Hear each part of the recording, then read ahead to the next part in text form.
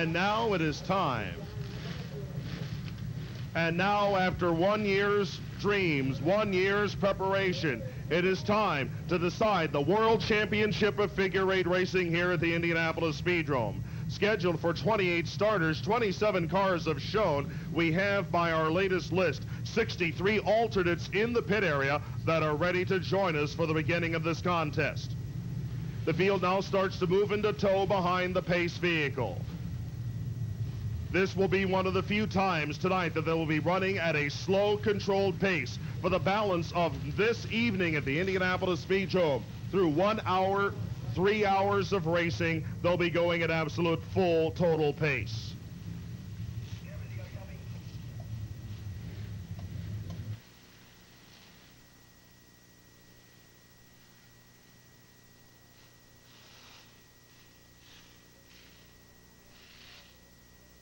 And on our final moments before the race starts, here is Larry Harris, our roving reporter and announcer and driver down in the pit area. Larry, what are the feelings the drivers are going through as we get set to start this race?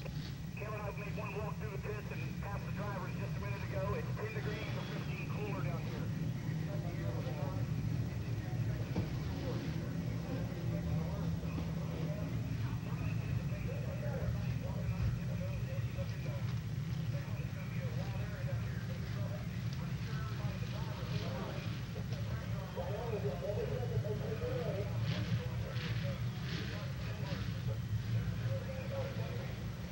So here's the way again they'll start tonight's World Championship race. The first row, 1 Jack Dawsey Jr. and 71 Charles Coles. The second row, in the number 7 George Sutton and the number 4 F Rich Fenwick. Third row, the number 3 of Dwayne Lee and the number 4 T of Bruce Tunney. Fifth row, 14 Fred Baird Jr. and the number 4 R of Rodney Sizemore. Then in row number 5, you'll have the number 7A of Robert Amos and 33 Doug Gregg. Behind them you'll have Darren Sizemore and 15 R.J. Norton and number 69. Then you'll have the number 87 of Danny Turner, 80 Ronnie Klontz, 10 Gary Bedell, 5 Mike St. John, 11 Curtis McMurtry, 8 Kenny Sizemore, 66 Curtis Murphy, the number 6 of Bill Tunney Jr., 32 Preston Maxwell, 9 Leonard Basham, 52 Randy Kronwet, the number 27 of Eddie Deal, 24 Jerry Brown, 54 Bob Stute, and Dennis Wisman in the numbered 1W, with the first alternate, the number 16 of Robbie Loving, being placed onto the racetrack as a starter because Charlie Reed chose not to run this race from the start.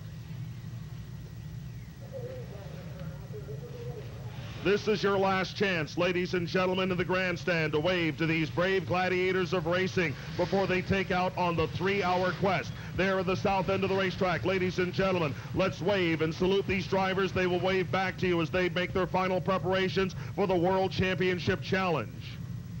And as they go through the Southwest Vista Grandstand, largest grandstand in Indianapolis Speedrome history, you have a chance to wave them as well. On the west side of the racetrack, fans, let's stand and wave to them as well. And as they come toward the east side of the racetrack, only a couple of laps before the start of the race, let's wave to them as well as we get set for the 3-hour grind. The clock will decide the length of this race. The number of laps completed by the drivers and the cars will decide it. It is possible for a driver to win this race who is neither running at the start nor at the finish. Maximum number of laps conclude that, and a driver has to be neither running at the beginning nor at the finish to get those maximum number of laps.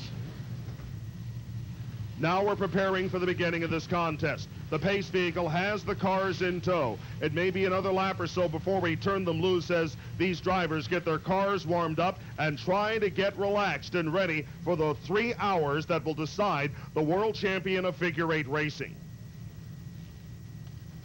In the front row, you have Jack Dawsey Jr. in the Indy Towing Service number 1, a 2-time winner of the Indianapolis Speedrome Pro Stock Championship and an excellently engineered car from Ron Tomasic.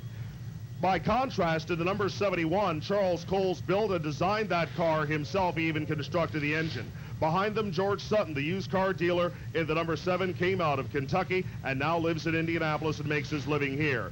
And Rich Fenwick in the number 4, a driver who has undergone a major attitude change as a very amiable person. In the third row, Dwayne Lee, the defending world champion, winner of this race in 1992, and the national figure eight champion, won the General Tire Figure Eight Challenge in 1992. And a former Speedrome track champion, Bruce Tunney in the number 4, won several figure eight features in the General Tire Series in 1993. All of these drivers, along with another 20 on the track and another 60 in the pit area, ready to run in this year's World Championship of Figure 8 Racing.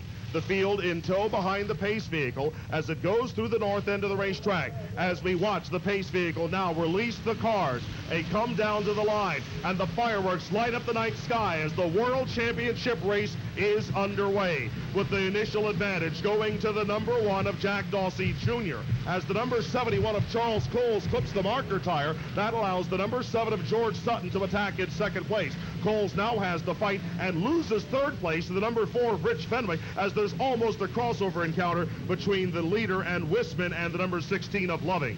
Already we're developing a two-car battle for the lead, with the number 1 of Dawsey and the number 7 of Sutton pulling away for the third place, number 4 of Rich Fenwick. Up to fourth place is the defending champion Dwayne Lee in car number 3. In fifth place is the number 14 of Fred Bear Jr. Now going one lap out is Wisman in the number 1W. Then you've got the number 4 of Bruce Tunney in the second tickets up front car. Behind them you've got the number 4 of Rodney Sizemore, as the outside front row sitter in the number 71, Charles Coles, is starting to go backwards. At the intersection, there's the number 27 of Deal and the number 54 of Stute going in between the second place number 7 of Sutton and the third place number 4 of Fenwick. That tightens up the pack into a 6-car battle for the lead going through the intersection, and there's Bob Stute, the number 54, choosing to go north with everybody. He's the first driver to go a lap down as a result of that sort of maneuver. Also going a lap down is the number 27 of Eddie Deal. Deal in the middle of that lead pack going through lap number 4 as we're midway through the second minute of the first hour of this race. The number 1 of Jack Dawsey Jr. has led every lap, but it's very young in this race. The number 7 of Sutton runs second. Third place is the number 4. And now the intersection, the leaders almost getting to the number 24 of Jerry Brown. The number 16 of Robbie Loving takes an extra south side excursion, and he'll fall a lap down as well. At the intersection, Brown finds a tiny gap between the second place 7 of Sutton, and now in third place the defending champion Dwayne Lee in number 3, passing the number 4 of Fenwick. At the intersection, Brown finds the gap between Fenwick and Dwayne Lee. We're 2 minutes into this race, a couple of seconds away, and Dawsey has led every lap in the number 1. Second place is the number 7 of Sutton. As another alternate comes onto the racetrack, Tony Anderson, the driver out of Louisville, the second alternate, moves onto the track, and he's immediately overwhelmed by the lead pack. We also noticed that the number 14 of Fred Bear is in a tight, watch out, Sutton almost got into the wall, and he is passed for second place by the number 3 of Dwayne Lee. There's your second pack of cars. The number 14 of Bear, the number 4 of Tunney, and the number 4 of Fenwick, as the number 10 of Bedell spun out of turn number 4, and he's in danger of going a lap down. Bedell and the number 10 does now go one lap down to the field. Finishing now, minute number 3 of hour number 1 as Bedell comes off the track apparently with a flat tire. The number 1 of Dawsey has the advantage. The number 3 of Dwayne Lee is in second. Now moving up to attack for third place, and taking third place away is Fred Bear Jr. as they swarm around the number 4 car of Dennis Witzman.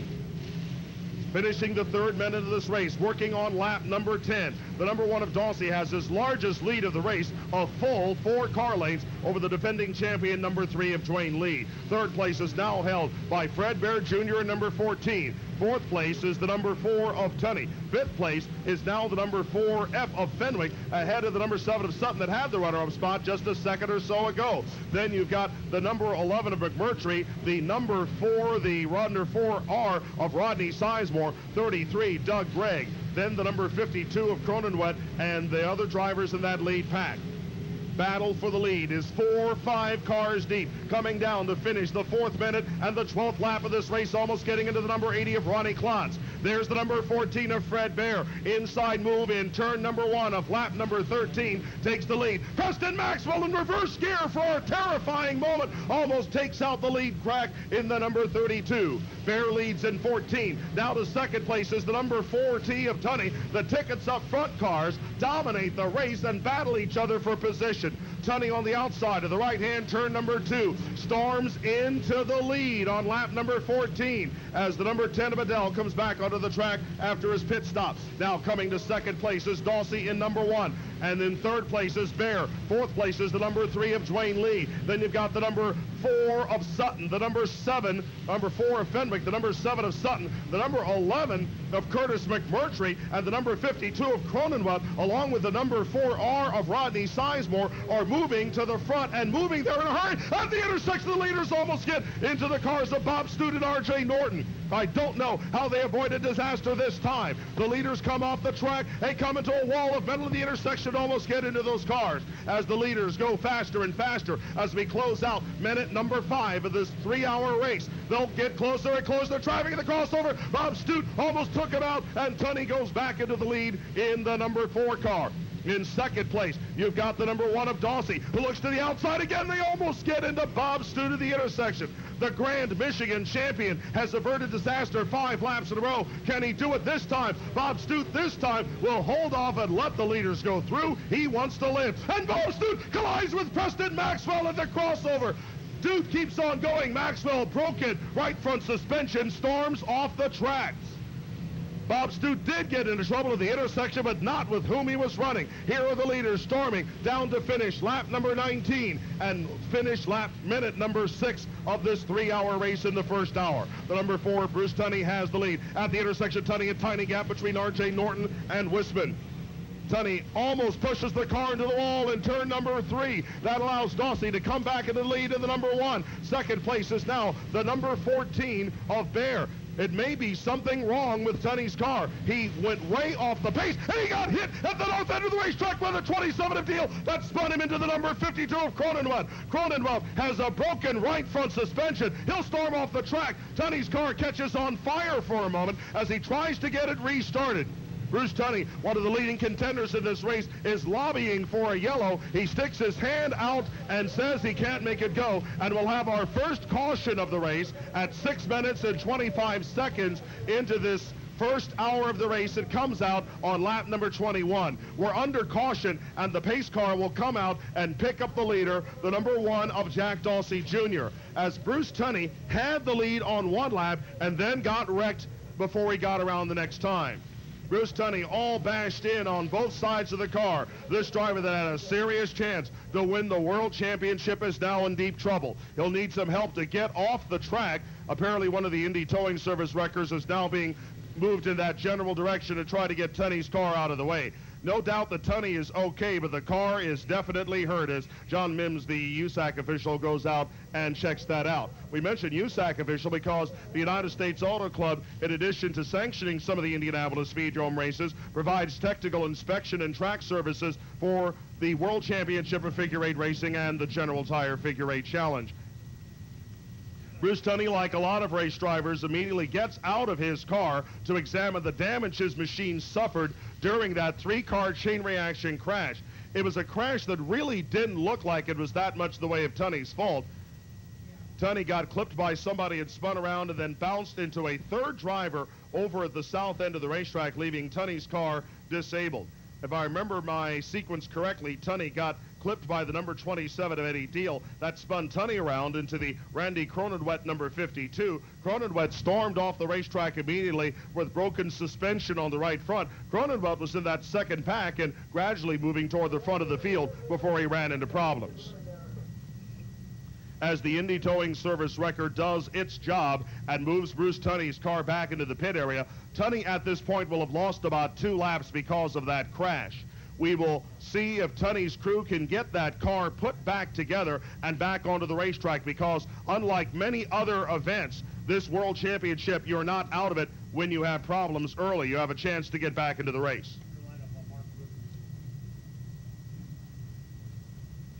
When we come back to the restart, it looks as if we'll have the number 1 of Jack Dawsey Jr. in the lead. Fred Bear in second in the number 14. In third place, you'll have the number 7 of George Sutton. Fourth place will be the number 3 of Dwayne Lee.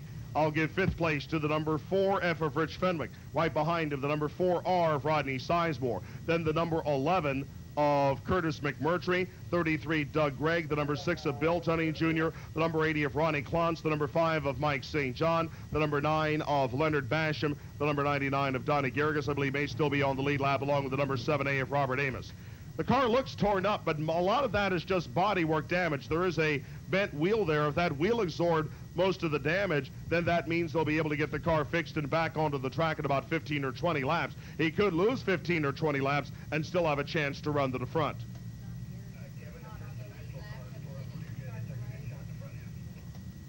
Well, we've got Larry Harris, our traveling reporter, down in the pit area. Larry, you have a chance to go up front and up close and look at how badly Tunney's car got hurt. Yeah, it's doing pretty good. I believe they can fix it. It's going to take a lot of work to get the car back in. I'll try to get a word with him. It'll be a minute, too. So Larry Harris will do his job down in the pit area. I'm sure the Tunney crew will be extremely busy trying to get that machine up and rolling. As we roll through here, Larry, one more word before we go back to green.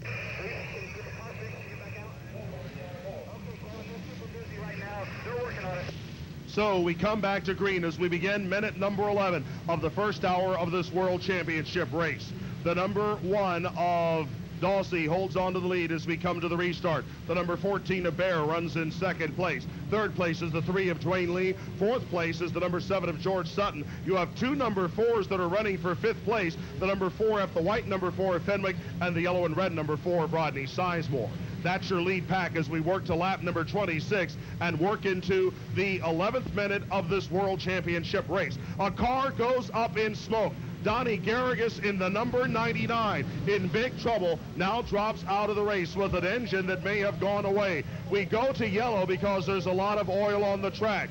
Because of what happened to the number 99 of Donnie Garrigus, apparently either blowing a motor or a water line or an oil line. Garrigus is still in a position where he can roll away, but the car is in bad shape and he is out of it. Donnie Garrigus, our scorers tell us, had gone 1 lap at about the time that happened. Garrigus was just in the process of approaching turn number 1 when something blew up big time on that car. It looks as if Garrigus can get the car to run. It may be something fairly innocuous like a water line or something like that. Garrigus, in fact, will be able to drive the car off the track. But when we saw all that smoke, we figured there might be a big problem out there, and we will bring this down to yellow, and our track officials will check the racing surface to see what condition it's in. Our second caution comes out in minute number 11 of this race, and we slow down the field as it moves through the 28th lap of this World Championship contest. We've already pulled out several of the alternates and moved them onto the racetrack. We earlier saw Tom Wagner on the track at the number 57. He'll be on the racetrack, but Garrigus will not be out there with the car going up in smoke. In the middle of the 13th minute of this race, the track officials are working at the southeast corner of the racetrack, checking things out. And Larry Harris is down in the pit area. Larry, what's your next report? One car. Kevin, I'm standing in the pits with Joe Cohen, the owner of the tickets up front car, number 4, Bruce Tunney's. They're towing it towards the trailer. Joel's car down for the night. Yeah, we had an unfortunate problem. We got a tire go down, and we're trying to pull off, and somebody hit us. But we're going to load it up. The guy's done a great job all year. Bruce done a hell of a job, so we're going to be a spectator the rest of the way. Oh, I'm sorry that happened, Joel. Maybe next year. We'll be back next year. We're going to run Fred Beer and the other tickets up front car. He's doing a hell of a job right now. Okay, thanks, Joel. Kevin, the number 4 car out for the night. Thanks. Minus Bruce Tunney will still roll. There'll be plenty of alternates to join the field. A lot of action still to run in this World Championship race. We have finished the cleanup work at the south end of the racetrack. The race officials intend to go back to green this next time by. As the crowd watches the World Championship unveil ahead of them, a virtually sellout crowd of the Indianapolis Speedrome. Almost standing room only as we come out of the 4th turn and roll to the green flag midway through the 14th minute. Dawsey in the 1 gets a jump over the number 14 of Bear. Bear tries to attack on Dawsey, can't do it. There's Dwayne Lee, the number 3, in a race wheel-to-wheel with the number 7 of Sutton. Sutton has inside position going into turn number 3 and will take that position away. No, he won't. The number 3 of Dwayne Lee will race him hard for that position, and the number 42 of Anderson will almost take them out. Anderson makes an extra southbound loop. He will get out of the way quickly. Working to the 31st lap of this contest and closing down the 14th minute. We have ourselves a 6-car pack racing for the lead. The number 1 of Dawsey is trying to pull away. He has to take it easy. The intersection. Bear and Sutton almost get into the cars of Norton and Brown spins at the north end of the racetrack. Through all of that, Dawsey has the advantage, tiny gap between Deal and the Bedell car. And now Dawsey keeps on looking as if every time he wants to pull away and pick up to a good-sized advantage, but the crossover traffic will not give him that chance. That's the equalizer in this World Championship. As you see Brown's number 24 spinning again. Brown almost got into the leaders a couple of laps ago over at the intersection. And a crash of the crossover. Let's see Anderson's 42 run into, hit, and spin the number 69 of Norton. Norton gets going again, and Fred Bear challenges for the lead as we go into the first turn of the 33rd lap and close down the 15th minute of the first hour of this race. There's traffic that has stopped. That puts the number 11 of Curtis McMurtry and the number 80 of Ronnie Klontz 1 lap down, working the 34th lap of this race. 3 drivers racing hard for the lead. 3 more drivers are racing hard for 4th place as they start lap number 35. The number 1 of Dawsey now comes up on the tail end of the number 69 of Norton, who was just in that crash, gets by Norton as they come to turn number 3, bringing with them the number 14 of Bear and the number 3 of Dwayne Lee. They cut through the intersection, no room there whatsoever, and the car of Norton hits 3 other cars. He first was tapped by the number 71 of Coles, and then got the number 57 car of Tom Wagner. All 3 of those cars are stopped at the intersection and will bring out another caution flag. We come to a yellow and will slow the field down. As we were going to one replay of a crash, we had the second crash happen in real time, where the number 69 of R.J. Norton got clipped by the number 71 of Coles, and then took out Wagner's number 57. Coles was able to drive away. Trouble for the number 9 of Leonard Basham, who came out of that with a flat tire, and Norton gets out of his car. The winner of Figure 8 Madness in 1992 at the Sportsdrome Speedway in Jeffersonville is out of this race for the time being. But again, it is early in the contest. If they can get that car fixed and put back together, they have a chance to roll it again and maybe get enough laps to win the World Championship. This is one of the rare races in the world of motorsports where a crash does not eliminate your chance to win. Since this is decided on maximum number of laps over 3 hours, R.J. Norton does have a chance to get his number 69 back into the contest and race for the World Championship. But he's probably going to have to put together the entire front end of the car. It's down. It looks as if he's got flat tires and maybe some bent suspension and steering parts as well. Let's check with our roaming reporter Larry Harris back in the pit area. Larry, you've got a report for us? In a flat tire, they gave it a service pit stop with some gas and sitting on his way. They said everything was fine. So Leonard Basham, the former world champion, will have a chance to get back into the field here shortly, but he will have lost a couple of laps. Now, there are some people that say an early pit stop doesn't hurt you that badly in this world championship, because you have a chance to refuel, get some fresh tires, and come back in as you see the number 87 of Danny Turner peel away and make a stop as well. About 1/3 of the way through the 18th minute of the first hour of this race, below the scoreboard, you see that grandstand is full. That's a bunch of people who work on the automobiles. Those are all of the crews. They are filling every inch of the grandstand. They are lined up 2 and 3 deep along the fence watching the race. They have to stand by as well because they realize that if something goes wrong, that they are going to have to fix those cars as fast as possible, as we see the number 8 of Kenny Sizemore moving on to the racetrack as well. Larry Harris, we heard the radio rumbling there for a second. Got something for us? The 99 to the Donnie Garrigus, looks like roll under the motor. Donnie's car done for the night? Yeah, it's history. Okay, Kevin, that's it for the 99 crew. Short night for Donnie Garrigus. Better luck next year. Donnie Garrigus is out, but we still have another 50 or so drivers that are looking for their chance to run in this World Championship of Figure 8 racing. And when we come to the restart, it's going to be interesting to find out who gets the jump. Will it be Fred Bear Jr., the number 14, that comes to the front quickly, or will it be the red and white number 1 of Jack Dawsey Jr.? Looking at your top 10 as we work through the 19th minute of this race and see the Darren Sizemore number 15 and the number 57 car of Tom Wagner moving back onto the racetrack. The lead is the number 1 of Jack Dawsey Jr. Second place is the number 14 of Fred Bear. There's the third place number 3 of Dwayne Lee.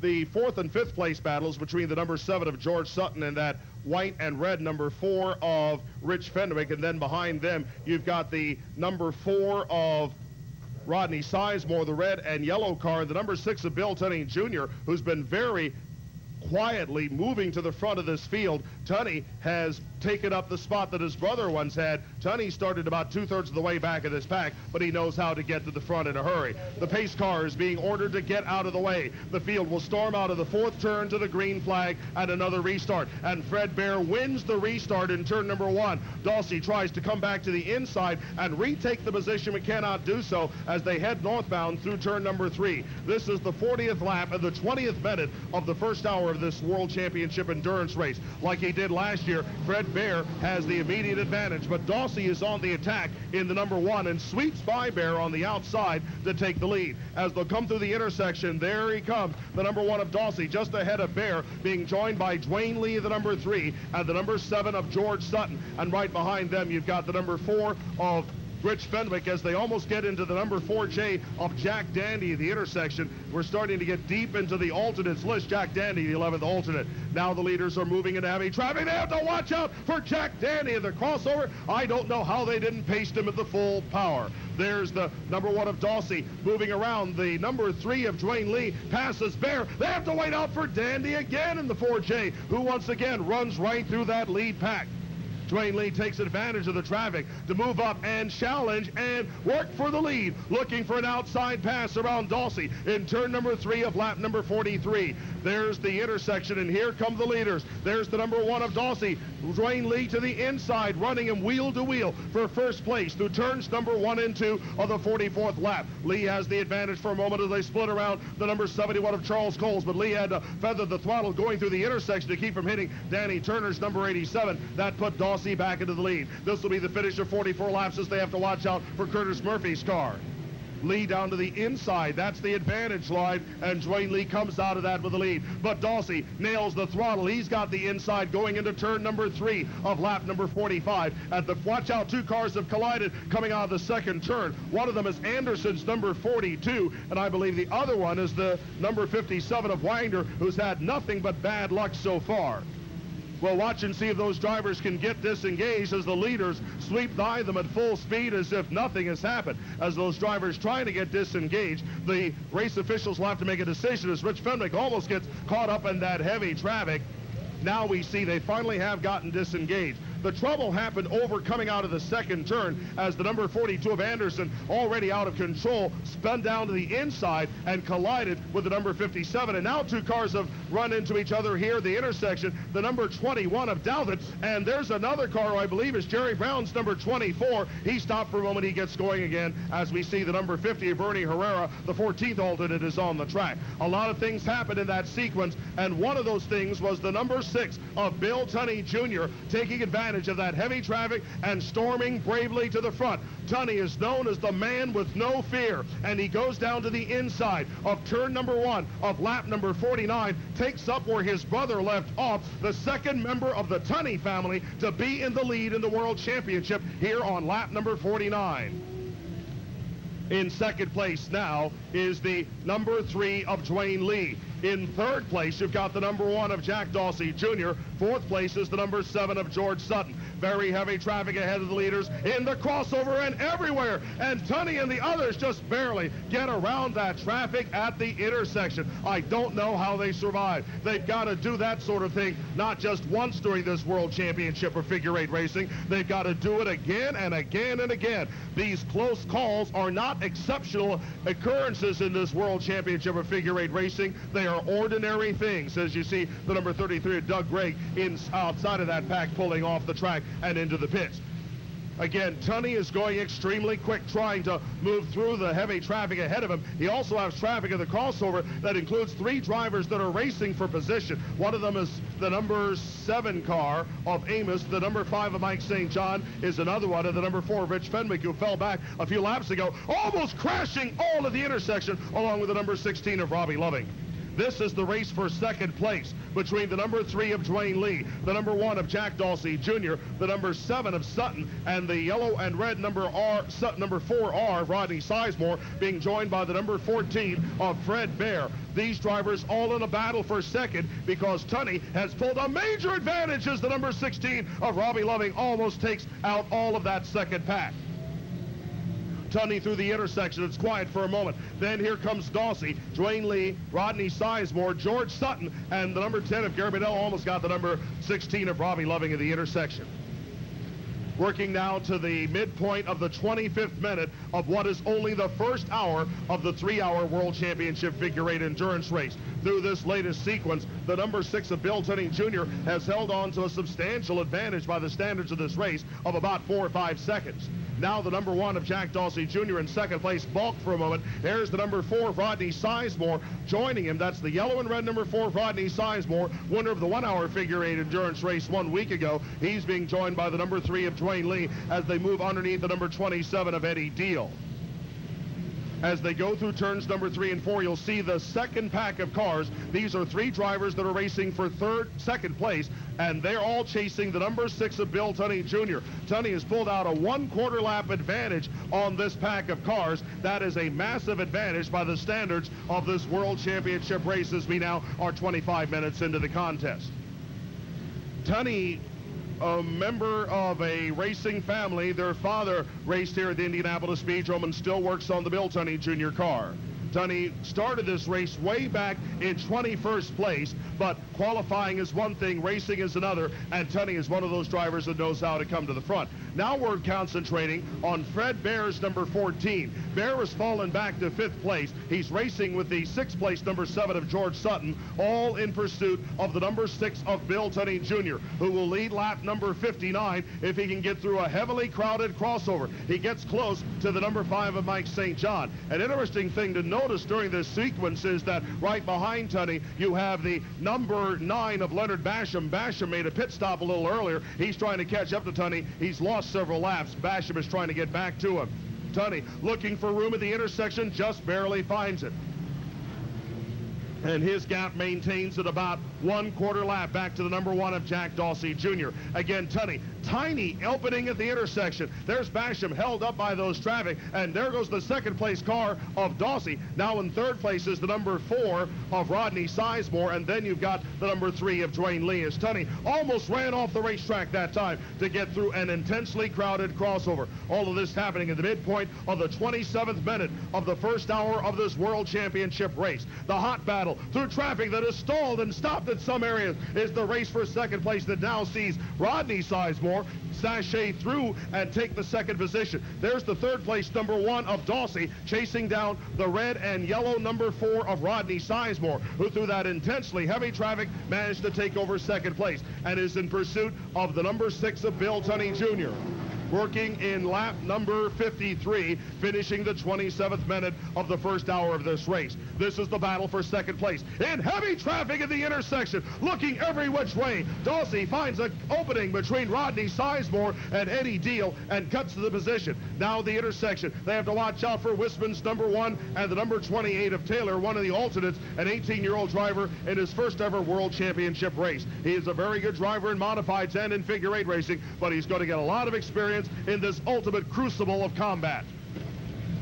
The intersection looks almost passive. Then you watch the field come through and realize you've got to find your way through just as Bill Tunney Jr. did that time. You cannot bull at full speed through that crossover. You've got to pick your way through. You've got to guess and hope and pray and hope that you've got the right timing. That time, Bill Tunney Jr. had the right timing. Now there's the second place, number 1 of Dawsey, going almost off the racetrack. Bear right in front of you in the number 14 has moved back to second place. He's caught that pack. Bear had fallen back to 5th place. Now he almost gets into the number 1 of Dawsey and the number 59 machine as they go through heavy traffic as Tunney continues to hold the lead. The battle for second place maintains as they cut through the intersection, and the leader almost gets caught in there. The number 1 of Dawsey is running in second place. Third place is the number 14 of Bear. In 4th place, you've got the number 4 of Rodney Sizemore. 5th place is the number 3 of Dwayne Lee. In 6th place, you've got the number 7 of George Sutton. Way back, I'll officially give 7th place to the number 5 of Mike St. John. I'll say the 8th place driver is the number 7 of Robert Amos, and I'll say those are the only drivers currently on the lead lap. The race for second is as hot as any on the racetrack right now, with Bear in the number 14, harassing the number 1 of Dawsey all the way around the track. Racing with them is a car that just came on as an alternate. The number 59 machine came on as an alternate not that long ago. That's the 59 of Pat Pierce, one of the top racers out of Louisville that runs the Jeffersonville Sportsdrome. Now he's being overwhelmed by the number 1 of Jack Dawsey Jr., the number 14 of Fred Bear. And Pierce runs sideways into the number 54 of Bob Stute almost and keeps on going as the number 6 of Bill Tunney Jr. maintains his advantage. There's the number 5 of Mike St. John almost colliding with the number 4 of Rodney Sizemore and the number 7 of George Sutton as we go through the intersection, and a car is spun. That's Bear's number 14. He has looped the car. Bear does not have much time to get. Oh, 2 cars have crashed in the intersection. The number 7 of Robert Amos and the number 7 of George Sutton. Sutton's car is on fire. Flames erupt from underneath the right front of George Sutton's car. He works to get out of the machine, unhooks the utility belt and gets out. Obviously an oil fire that erupted when that car got hit in the intersection with the number 7 of George Sutton. The fire brings out a yellow and takes Sutton out of the race, but only for the time being. It's still possible that Sutton could get back into the race, get that car fixed if it's only a broken oil line. Quickly to get that put out were the 2 track officials, and George Sutton gives them a degree of heartfelt thanks for getting that fire out. All of this happening midway in the 30th minute of this first hour of this contest. George Sutton thought he had a clear track through the intersection. He hit the rear end of the number 7 of Robert Amos, hitting Amos in the rear and spinning him around. The collision broke something in the front of Sutton's car. It looked like it was okay for a while, then flames started to lick. First gently, then more and more intense. The flames came forward, and George Sutton's car was on fire. But the fire was put out, and George Sutton is okay. Larry Harris, you are in the middle of a maelstrom down there. I don't know how you keep track of things. Kevin, I'm down here by the Amos right now on a sad note. The number 69 car, R.J. Norton, out of the race. R.J.'s sitting here, the hands wrapped up. R.J., you okay? Yeah, I'm okay. All right, Kevin, looks like maybe a broken wrist, a broken finger or something, but number 69 car out of the race. R.J. Norton is okay, as we noticed that right before that happened, there's part of the crash right in front of you. We were watching the number 4 of Fred Bear trying to see if that car would get restarted, and then there was the crash that involved the 2 number 7s, and they're both out of the race.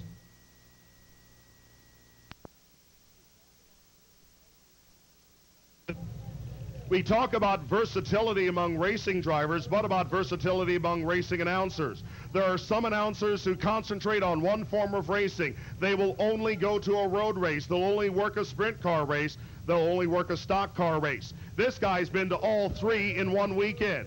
His name is Larry Nuber. He has come from the desperate obscurity of an ordinary salesman in Channel 13 to become one of the all-time great traveling big-time money announcers in the world of racing. And he has come here directly from the famed Mid-Ohio Sports Car Course, watching the ultimate grudge match in the Sports Car Club of America, to be with us here at the Indianapolis Speedrome. Larry?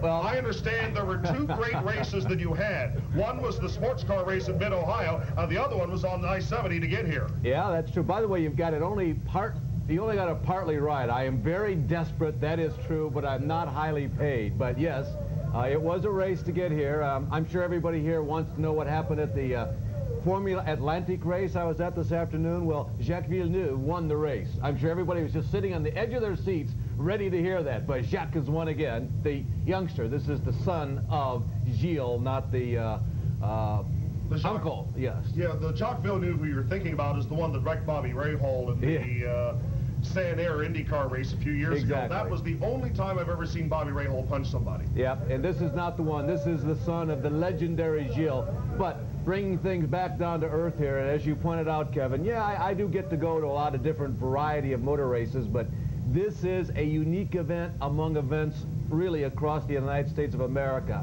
And believe it or not, it is true that when people ask me today, well, you going home tonight? And I said, yeah, I'm going to go to the 3-hour Enduro.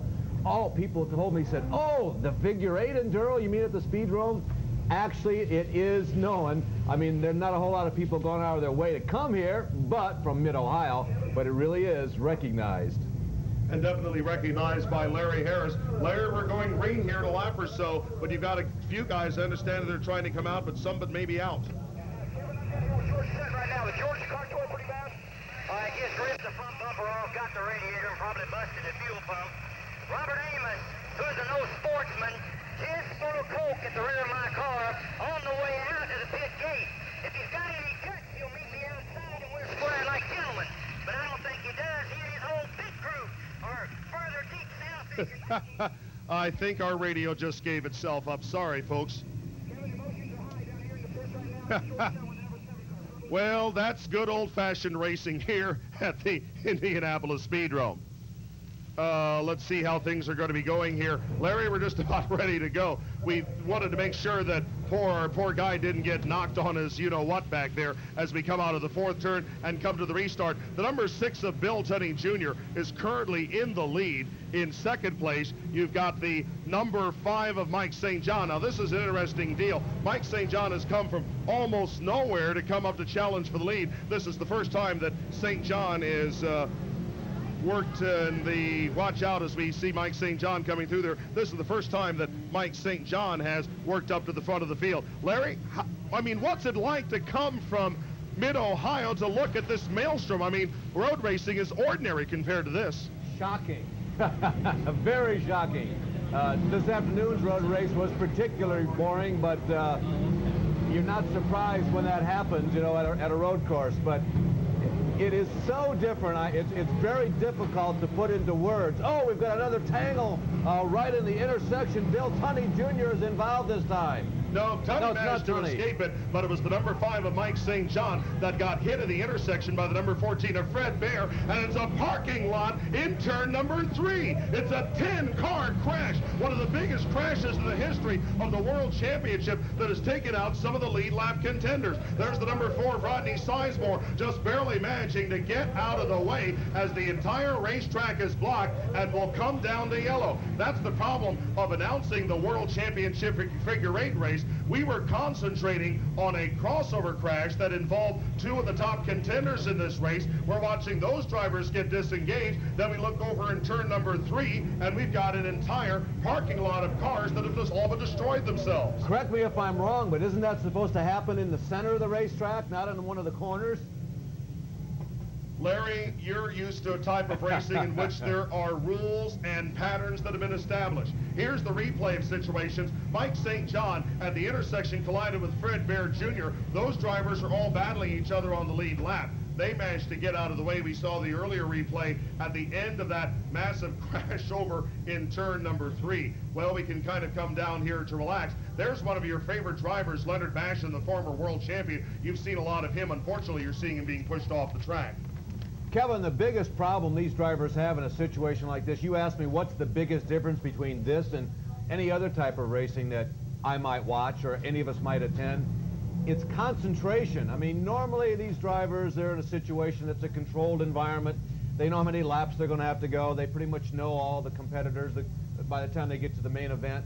But in a situation like this, it requires constant and very concentrated communication, or rather concentration, for a 3-hour period of time. And with all the near collisions and sometimes collisions at the intersection, plus all the constant traffic because of the unusual rules for this race, it just really puts more confusion into this requirement to concentrate. And I believe, I've always believed, I've heard and seen this race, you know, heard about and seen this race a number of times, even though it is figure 8 racing, which has a reputation of being, let's say, raucous and maybe uncontrolled. I've always believed it's still the guy who is able to concentrate and hold on to his emotions the best is the one who will win here. In fact, I was just thinking, do you remember who you were sitting to next in this booth about 12 years ago when you announced this race? Boy, I would only be making a guess. I have a feeling you have the answer. Let me say Gary Lee. No, somebody even more famous than that. One of the all-time greats, and he was a native of the state that you were just in. Wow, from Ohio? Yes. Got me. Tim Richmond, remember? Wow, is that a fact? Remember when you announced this race with Tim Richmond? Now, yes, I had forgotten all about that, Kevin, and that is a very intriguing fact. Not only was Tim from the state where I just came from, I was in his hometown. I spent last evening in Mansfield, Ohio, and I actually thought about his dad and his mom. I hadn't talked to them for quite some time, but it had slipped my mind. But yeah, Tim was interesting that night because he had never seen anything like it. I don't think he ever really believed anything like this existed, and he was fascinated. John needs help. Stand by, go ahead. Tim Richmond has gone like so many other great competitors. We think of people like Roger McCluskey. In fact, one thing I guess we'll mention Roger since he passed away only a week before we're racing this. People think about Roger McCluskey as an open wheel racer, but he was one of the all-time stock car champions. Back in the days when the United States Auto Club's stock car championship was the equal or superior to NASCAR, Roger beat everybody. Yes, he did. He usually drove Chrysler Motor Corporation products, and they Plymouth Roadrunners in those days. Roger was one of the first big-time drivers, Kevin, who showed true versatility. Not only did he do well, obviously, in the stock cars and Indy cars, but he was just an outstanding short-track open-wheel driver. He perhaps was at his best, as a matter of fact, as a sprint car driver. Even occasionally tried the road races, and when he had the equipment, he was very competitive. But we remember Roger McCluskey beating guys like Norm Nelson and Butch Hartman at the Milwaukee Mile. Absolutely, and even going back just one step beyond that, some of those people actually went on at a later time in their career to actually run some races down south. There were a couple personalities that graduated from that group who had ended up doing well with the stock cars in the south. And Roger McCluskey was a good friend of the Indianapolis Speedrome where this race is being set. He was responsible for USAC providing the technical inspection services for these races and responsible for the USAC midget and modified racing that we had just the night before this contest. We remember Roger McCluskey as we go back to the same sort of competition you would have loved, this figure 8 racing, as Bill Tunning Jr. takes the lead in the number 6 as we go to the lead in the Coca-Cola car. The Indy Auto Service number 1 of Jack Dawsey Jr., new track record holder, is in second place running in very heavy traffic. And in third place, Dwayne Lee, the defending national and world figure 8 champion, as they go through the intersection and finish lap number 84 rather, and work into the 42nd minute of this race. These drivers are up in front. They are on the lead lap. We'll have to double check and find out if the number 4, Rodney Sizemore, still runs on the lead lap. He was involved in that big accident over in turn number 3. At the intersection, the leaders just barely get through an intensely crowded crossover. There are any number of drivers that have been running well in this race that have run into problems. As we see the number 6 of Tunney, the number 1 of Dawsey, the number 3 of Dwayne Lee, who, watch out, 2 cars have gotten together at the intersection. The number 11 of Curtis McMurtry got speared by Jerry Vanderhoof's number 93. McMurtry comes off the track. Vanderhoof keeps on going. You really get a feel for the drivers who have experience and have a comfort level with this intersection situation. Every time it looks like you look up and you see the leaders coming through it, you think there's no way they can possibly get through, and somehow they figure it out. Experience, there's no replacement for it. Yet you have some drivers that are rookies in this race, like the number 10 of Gary Bedell that's out there. He is doing extremely well, although he ended up with one flat tire that took him out. Again, you have to survive in the intersection. And a difference of maybe 2 or 3 laps at this point of the race can be made up a lot later, as we still are barely 1/4 of the way through this race, which is based on time, not on completed laps. It is possible for a driver neither to start nor to finish this race and complete more laps than anybody else and end up winning this race. As we see some smoke coming from out of Jerry Wisman's number 1W, we watch as the leaders continue to cut their way through the field. Concentrating for a moment on Mike St. John at the number 5. St. John ran into a few problems earlier. He is trying to get back to the front of the field along with the number 4, white and red number 4 of Rich Fenwick. Those drivers are winning capacity drivers, and they have run into some problems, and I believe they've all managed to fall off the lead lap as we close down the 43rd minute of this race. These drivers are racing, struggling to keep from going any further down than they have. At the intersection, as Fred Bear slows down and finds a tiny gap, he actually hit Country Brown's number 83 and spun him around, Larry. Well, you said they had a lot of experience in figure 8 racing. Sometimes they don't have any luck. Well, Country was just in the wrong place at the wrong time, as Doug Gregg also spins out, coming out of, what is that, Kevin? Is that corner number 2?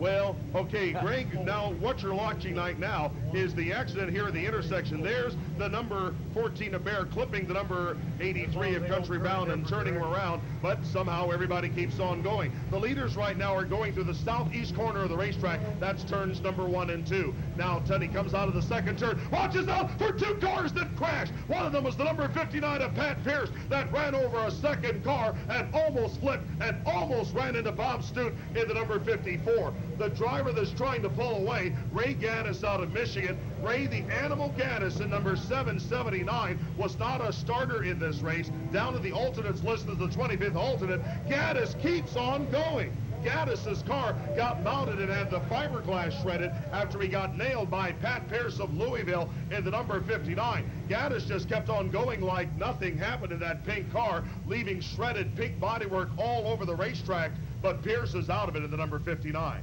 And it's unusual for someone like Stute, of course, to be caught up in those situations. He's a very experienced figure 8 driver, and just don't see that happen all that often.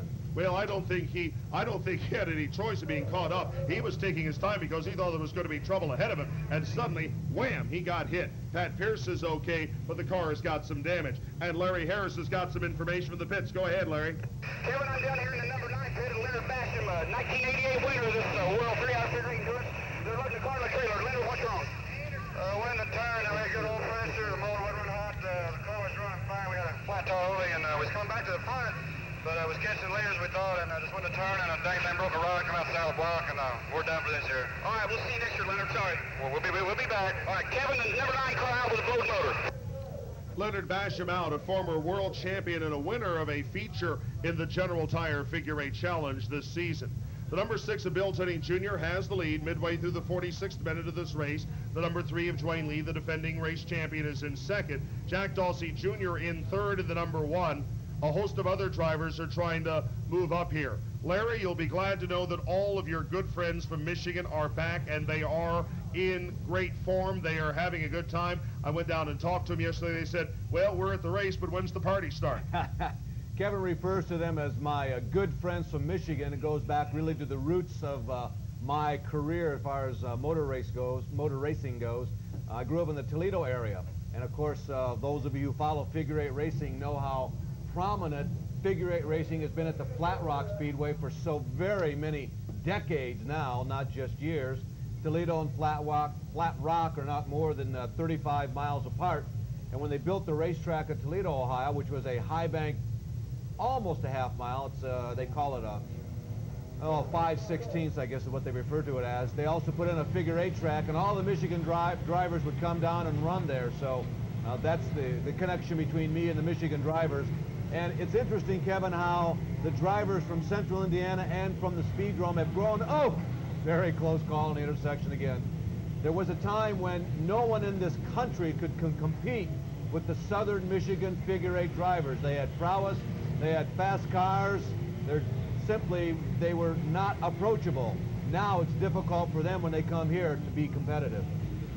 But again, they do have staying power, and there's a lot to be said about that, because the race is not to the swift, and if ever was a race that had that name, it was the World Championship of Figure 8 Racing. You don't know so much win this race as you survive it. Now, for the time being, Bill Tenney Jr. looks like he's trying to win it when he's out in front like that. But when you see somebody like Dwayne Lee come up to 3 cars to the intersection like he did this then and have to finesse the throttle, you know, watch out, Tenney, a wall of metal in front of him. A tiny gap between the number 44 of Bussey and the number 5 of Mike St. John. Now you know why they call Tenney the man with no fear. He's going to do it again in the intersection, and again, there is just a large enough gap for him to get through. Impressive, very impressive. People can laugh all they want about figure 8 driving and how amateur they like to say that it is. Some of the moves you've seen Tunney and Jack Dawsey make in the last couple laps, just remarkable. Tunney holds on to the advantage as we're closing down the 48th minute of the first hour of this World Championship race. And Tunney has pulled in about a 10-length advantage over Dwayne Lee, who in turn is ahead by about one stretch over the new third-place driver, the number 4, Rodney Sizemore, who survived that big chain reaction crash over in turn number 3 about 20 minutes ago and came out of it just barely on the lead lap. By our reckoning, is running in 3rd place. Jack Dawsey Jr. pole sitter is running in 4th place in the number 1 car. Then we go back and let's see who else may be in contention. We're watching within the lead lap or so, the number 14 of Fred Bear. The driver we're watching now, the slow one in the number 20, is somebody we want to keep our eyes on. That's Jerry Moore, the number 20, who is crawling through the intersection, inch by inch, step by step, trying to stay out of the way, finally gets the car to fire. So Moore is out of the way. The leaders are catching up to him as Tunney finds himself way out in front.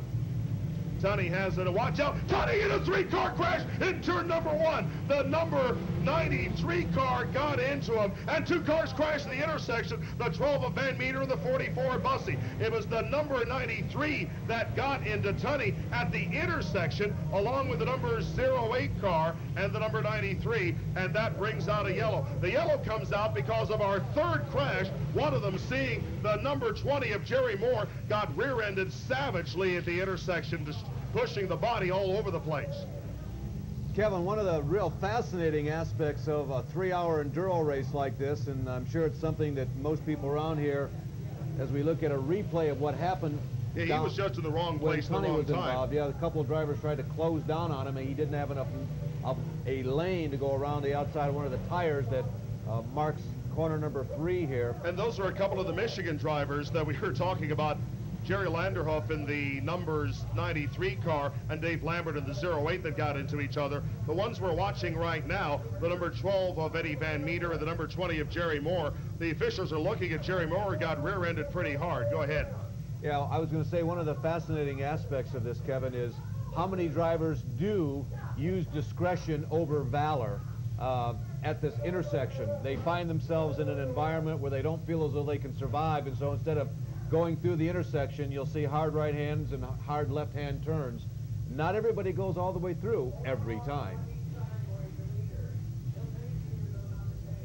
The new leader of this race, by the way, is Rodney Sizemore. We're starting to sort things out. Bill Tunney Jr. in that collision lost the lead to the number 4 of Rodney Sizemore. Here's the incident. There is the number 20 of Jerry Moore getting hit by the number 12 of Eddie Van Meter, who in turn got speared by the number 44 of David Bussey. Those 3 cars all came together, and the pace car is now bringing the field around to catch up to the leading number 4 of Rodney Sizemore. In the meantime, the track officials are inside of the number 20 being driven by Jerry Moore. Jerry Moore, who has raced many times in the General Tire Figure 8 Challenge, is only in his 2nd year of Figure 8 racing, and in fact missed most of the season until the last couple of races. Larry, as you have noticed, one of the ironies about accidents are, as you see the incident involved once again with Jerry Moore's car getting hit hard from the back, one of the incredible ironies of racing is that sometimes the wrecks that shake you up the worst are the ones where you get hit from the back. Absolutely. Most cars are not built for a collision from that direction. They are constructed around the probability of any collision being a head-on. Obviously, if you get upside down, the roll cages are complete, but the most vulnerable part of a race car is usually the tail, because most collisions just don't happen there. Now, the problem that Moore, of course, was having, and that's certainly another ramification, if you allow me to use a big word here, of racing in a 3-hour contest, his car was not running nearly as swiftly as everybody else's, and it just, all it does is multiply the possibility of something happening as he tries to creep across the intersection. And that was exactly the case in that particular situation. As we stand under yellow, as the track officials go to work on Jerry Moore trying to carefully remove him from the automobile, we go to our pit reporter, Larry Harris. Go ahead. Good part of the race run real fast. He just shut the motor off. Fred, everything okay? No, we got a broken caliper right now. He's trying to fix it, but we'll be all right. You gonna get back out? Oh, yeah, we'll be there. Okay, the 14 car sideline, but not for long, Kevin. They'll be back out. Fred Bear Jr. And again, it's very important for those drivers and those crew members to get these cars fixed. It's just like what you're going to be encountering when you go to your American Speed Association contest, which I understand you have to do, a few hundred miles west from here tomorrow. You will see those cars get all torn up too, and they won't give up. They'll go 20 or 30 laps down, and they'll get it fixed. And there are several thousand green reasons why they do that. Yeah, the rules are a little different, though. They don't bring in any alternates, you know, if somebody goes behind the pit wall. But, yeah, in this particular case, you've got dollars that are the incentive to repair and go back out. Dollars, not only the incentive as far as the American Speed Association and Winston Cup goes, but also points, and I guess that translates to dollars also at the end of the year, doesn't it? Yeah, it does.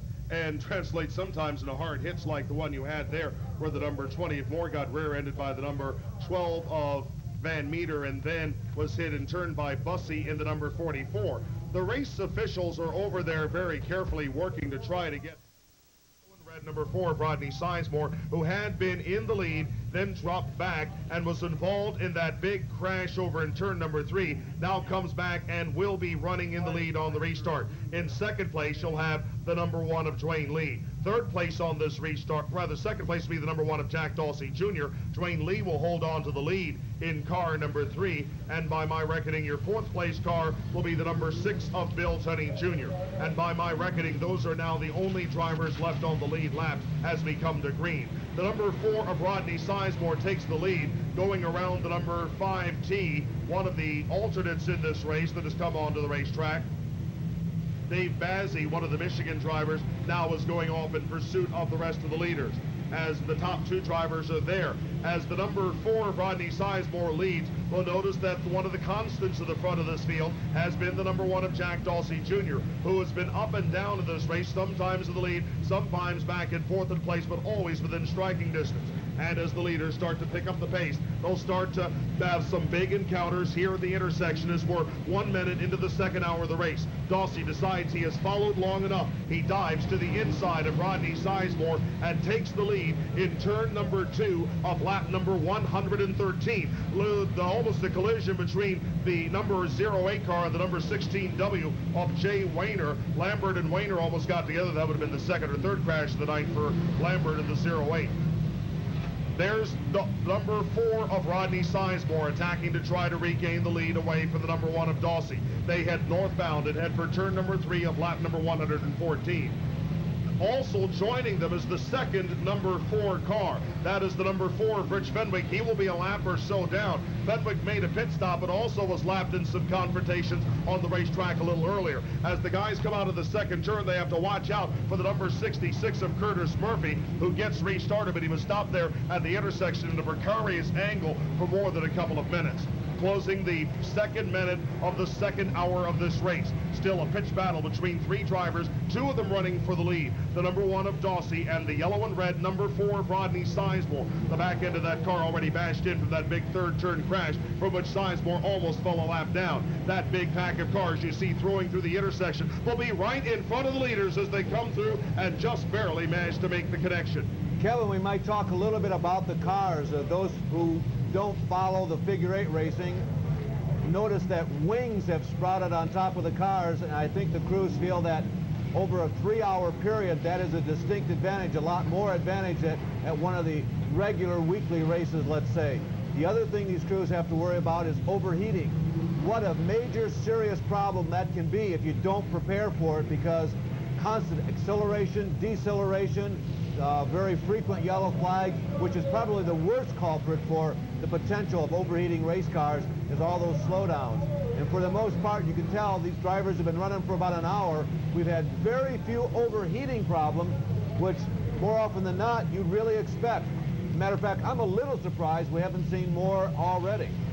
If you look carefully at most of the lead cars, you'll notice that they have the front end of the car, especially on the number 1 of Dawsey and the number 4 of Rodney Sizemore. They have the engine actually enclosed in something of a box that serves, watch out of the crossover, as Tunney and the number 4 of Sizemore almost came together. And in that sequence, the number 1 of Jack Dawsey Jr. pulled another 6 lengths ahead of the number 4 of Rodney Sizemore. But now Rodney is catching up to Dawsey because Dawsey is caught in heavy traffic. He moves down to the inside of Dawsey through turns number 1 and 2 of the 121st lap of the race, closing in. And there's Mike St. John joining them. I am not not sure if Mike is running on the lead lap. I think he may have lost a lap or so a little earlier. He's a lap down. And yes, it is reported to us that Mike St. John, the three-time world champion in the number 5, is a lap down. So this is an important sequence. We'll finish our earlier thread. Dawsey's number 1, along with several of these other top cars, have the engine enveloped in what would be a box that serves as a duct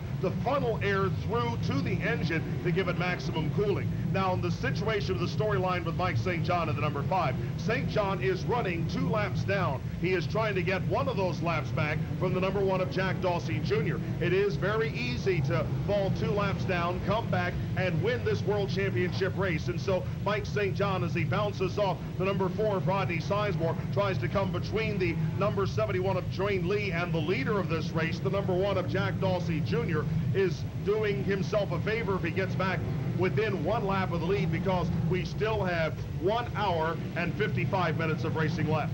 Kevin, you make a good point, because, yeah, it is relatively easy to drop a lap, but it's also just as easy to pick it back up.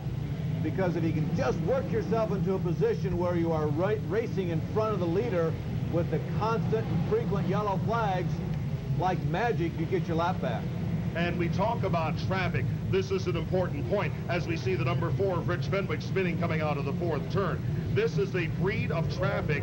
The traffic ahead, the drivers that you're trying to pass in this contest. Fenwick has more problem than just a spin, a very flat, crushed left rear tire. And so Fenwick will take discretion as the better part of valor. He is heading back into the pit area. His crew will mount another tire on that car and get it back under the way. The issue now is traffic, not at the crossover, but traffic directly ahead of you. This is a more intense brand of traffic than you'll have even in the American Speed Association.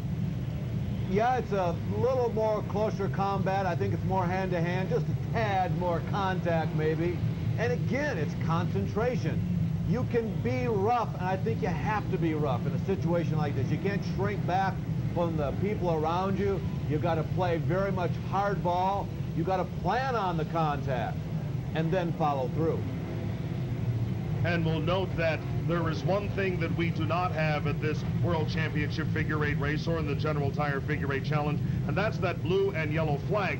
A slightly different philosophy on racing here. We don't say racing is get out of the way. We say if you're a man, if you're a racer, you can get through there. You don't need that flag to help you through. We got a crossover that's permanently, indelibly inked right into the infield. Big X right in the center of the field.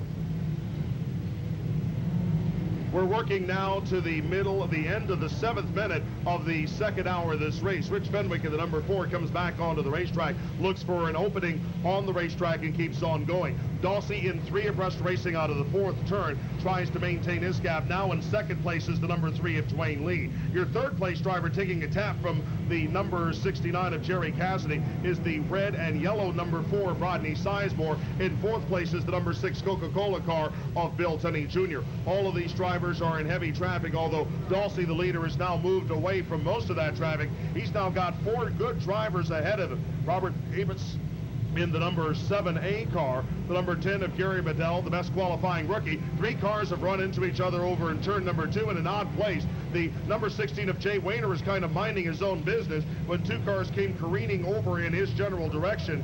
One of them was the number 3 machine, and the other one was the number 77 of Alan Oberning. They ran into Wayner's car and bumped into him. Now we've got the number 24 of Kevin Ford that spins and gets underway, and he's looking for someplace to go.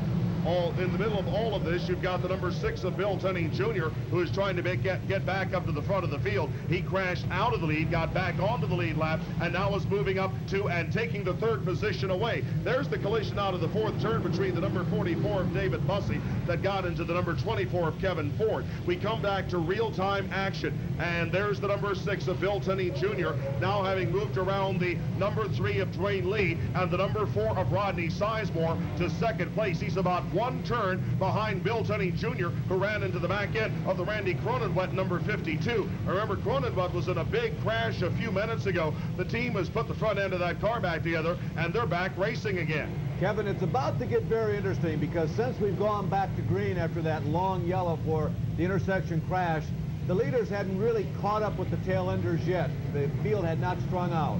But I would suggest we're about a half a lap, maybe 1 lap from that point of time when the leaders are now going to enter the intersection just about the same time as the tail enders. And of course, I use that term loosely because they're tail enders only at this particular junction of this race. Who knows what position they are actually in the race overall.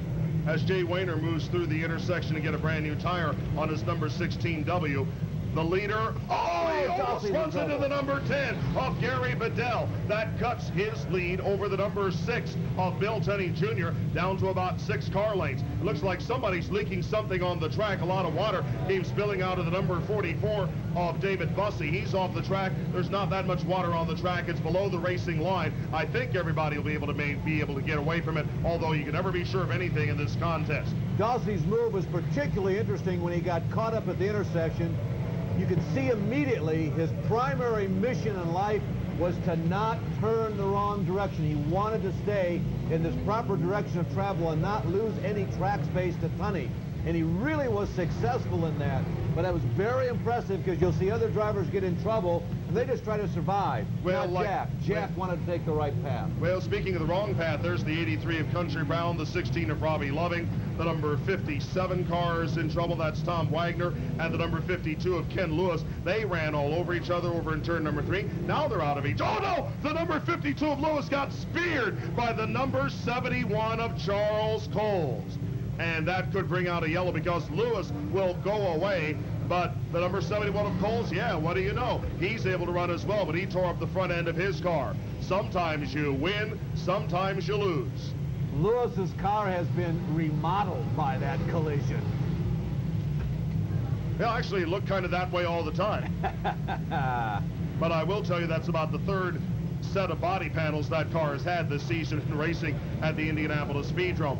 Closing down the 11th minute of the second hour of this race, another jam session in turn number 3. This is not that was a replay. There's another crash between Cronenweidt, the number 52, and the number 5T of Dave Bazzi. They've ground each other into the infield after running into each other at the over at turn number 3, and they're being watched carefully by the number 71 of Charles Coles. They are far enough out of the way that they're going to have to sit there until we've got a yellow. They're going to spend a long time sitting there unless they can get disengaged. Kevin, is Dossey just one lap down? Is that the situation? Well, Dossey is in the lead in the number 1. He is now Dossey leads in the number 1. In second place, you've got the number 6 of Bill Tunney Jr. Now in third place, you've got the number 4 of Rodney Sizemore, who's had his rear quarter panels knocked asunder, but he's still racing pretty strongly. And the number 3 of Dwayne Lee, the red number 3 of Dwayne Lee, the defending champion, is running in fourth place. By my reckoning, those are the only drivers left on the lead lap.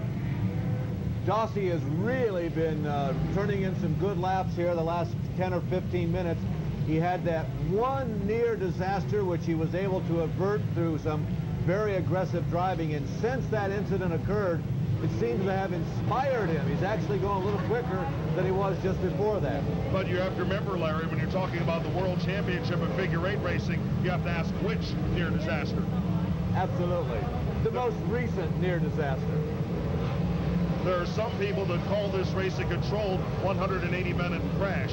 There are others that call it the most demanding stock car race in the United States. And I think if you put both of them together, you pretty much have the general idea. When you sit here at the crossover to watch the cars come through time and time again, just barely avoiding each other, and realizing the guys are not just there racing each other, trying to survive through the intersection, they're racing for the lead, as are number 1, Dossey, and the number 6, Tunney. Tunney was in the lead, crashed out of the lead, is now racing for the lead again as they finish lap number 148 and close on the 13th minute of the second hour of the race. The lead. Tunney gets around the high side of Dossey. Dossey tried to plug in that peripheral vision, and I don't know if it served him well or worked against him, but he had to get on the brakes because he thought he saw somebody coming from the right.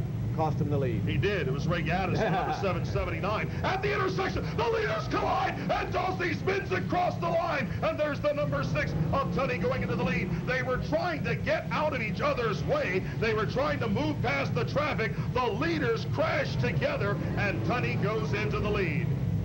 Now, Dossey really got on the gas, really laid a lot of rubber down there. That's not always the best move to make in a race car. Now, I know the tires here are a lot different situation. Their spec tires are basically a glorified street tire, but Dawsey really abused his tire in that collision. And Tunney, he now gets hung up at the intersection, and Dawsey goes back into the lead. Thank you very much, Mr. Tunney, says Mr. Dawsey as he comes across the stripe about 8 lengths to the better. Here's the collision as they come out of the 4th turn. Watch them, and they're trying to get around Ray Gaddis, and there they run into each other. Just so happened that Dawsey made the spin. Also in the middle of that was the number 4 of Rodney Sizemore, who is still running in 3rd place. He's with about a quarter lap of the leaders as they come through another wall of metal as they come through the intersection. That's Ken Carpenter that stopped at the intersection. There are 3 or 4 cars that have run into each other out of the 4th turn. Here are the leaders going where angels fear to tread. Tunney ran into the back of Dawsey. Now they get restarted and at full speed. They survived the gauntlet of the parking lot. Dawsey, I don't think, was very pleased about that particular lap. As they traversed the final corner, Dawsey moved up and looked like he actually drove into Tunney to say, hey, watch it, that's twice you've got me in the last 15 minutes. Oh, by the way, the number 4, Rodney Sizemore, who was a half lap back, he moves by Tunney and gets 2nd place and goes in pursuit of Dawsey as for a moment the maelstrom of the crossover is quiet. But again, that is only for a moment. Here's we're getting close to the halfway mark of the race. 1 hour and 15 minutes and 10 seconds into the race. As Tunney is having some trouble with traffic at the intersection, Dawsey has 5 slower cars ahead of him, 3 cars at the intersection, and Rodney Sizemore breathing down his throat. Rodney had to slow down for the number 87 of Danny Turner. That put the number 6 of Bill Tunney Jr. back into the lead. But look at the lead that suddenly Dawsey is open. He actually has just a bit of a breathing room. That's compared to what he's had up to this point tonight. Believe it or not, that is probably the biggest lead that anybody has had this evening. Fred Bear Jr. is in more trouble. He's hit the wall over in turn number 3. He's got it with the right front, and he's having trouble getting the car backed off of the wall. Fred Bear Jr., the number 14, who had a chance to be one of the best drivers as we pan through the turn. You'll see Fred Bear Jr. If we follow these cars through, you'll see Fred Bear Jr.'s car over there on the wall. Here's the number 1 of Jack Dawsey Jr. As we follow Dawsey through the intersection, there's Bear's number 14 on the outside wall. Bear is taking his window net down, lobbying for a yellow light, and finally getting it. So the pace car is trying to figure out where the leaders are. The leader is trying to figure out which direction to go and pick up the leader and then lead the back around. He picks up Jack Dawsey. And we'll finally get everybody sorted out and underway. We're getting close to the halfway mark of this race. We're midway into the 17th minute of the 2nd hour of this World Championship figure 8 race. We have now diminished down to only 4 drivers that are running on the lead lap. And again, the leader is the number 1 of Jack Dawsey Jr. 2nd place is the number 6 of Bill Tunney Jr. 3rd place is the number 4 of Rodney Sizemore. 4th place is the number 3 of Dwayne Lee. A very important point for automobile racing. All 4 of the leaders are 2nd-generation drivers. Kevin, it's a scenario that you see repeated over and over, no matter what kind of racing you're talking about, from Indianapolis racing, beginning to happen in Winston Cup racing, the type of racing that I witnessed this afternoon in Mid-Ohio, the road courses of Trans Am as well as Toyota Atlantic, happens over and over again. I really do believe there is something medically involved, that the particular genes that are passed down, they give an individual a tendency to want to exceed in motor racing.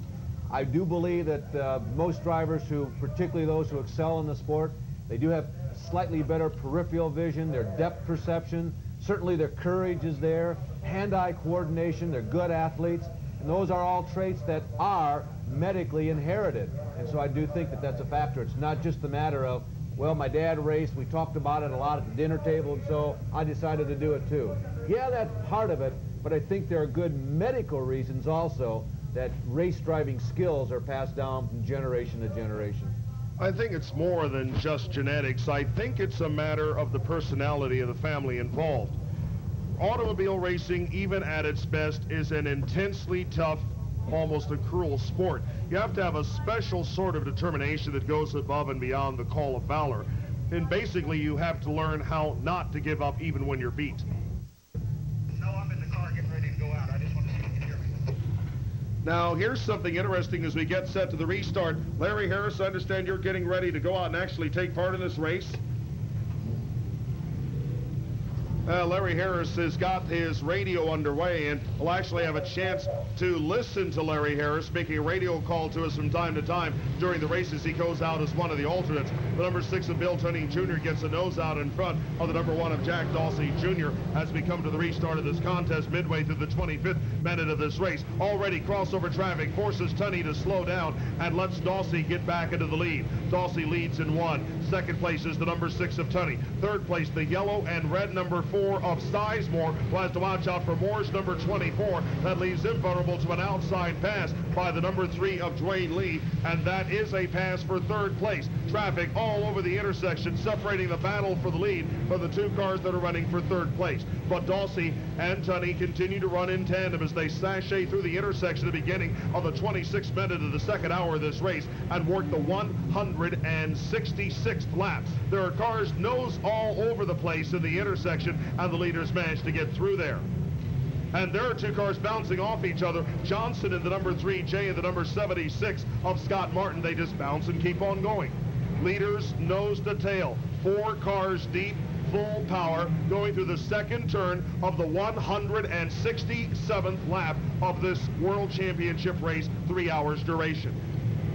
Figure 8 racing certainly does put a different premium on holding your line when you're on the outside, because obviously when you're on the outside of a competitor, if you can stay there instead of being penalized again when you go into the next corner like you do on most oval tracks, you're still on the outside.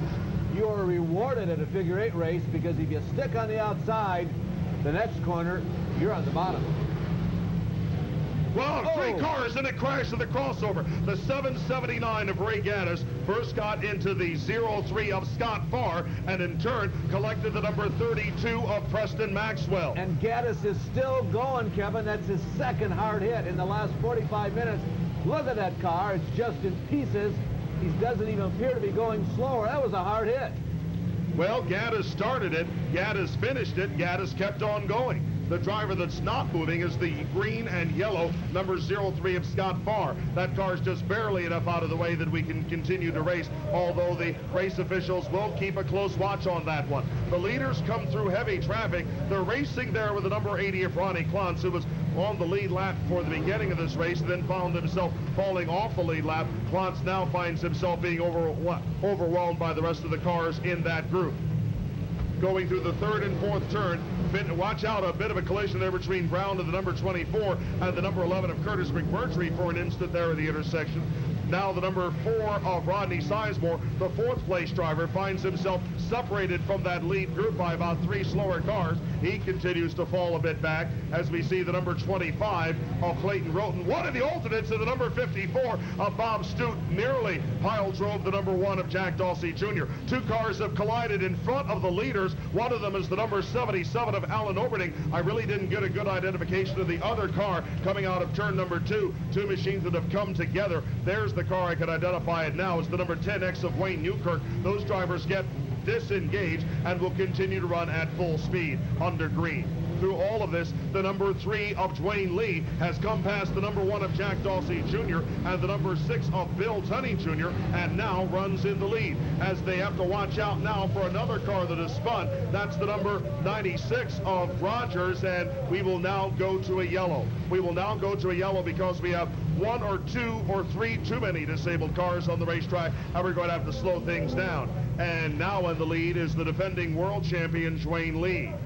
There are at least 6 cars disabled or partially disabled, which brings me to, I think it's my all-time favorite rule, Kevin, in motor racing. Now, this rule, as we are looking on the television replay of that incident up there off of corner number 2. Between Wayne Newkirk and the number 10X and the number 77 of Alan Oberding. And now we glance at Gary Rogers in the 96, a regular runner of the stock class in the Indianapolis Speedrome. Rogers was the 46th alternate and had a chance to come onto the racetrack and didn't go very far. Go ahead. Gaddis, by the way, had gone back to the pits. I thought that Ray's car was okay, but apparently he's going back and check on it. Anyway, my all-time favorite rule actually came from enduro racing. And if you've never seen enduro racing, it's akin to figure 8 racing. You take cars basically out of the junkyard, and most enduro races have a claiming rule, which is usually about $250.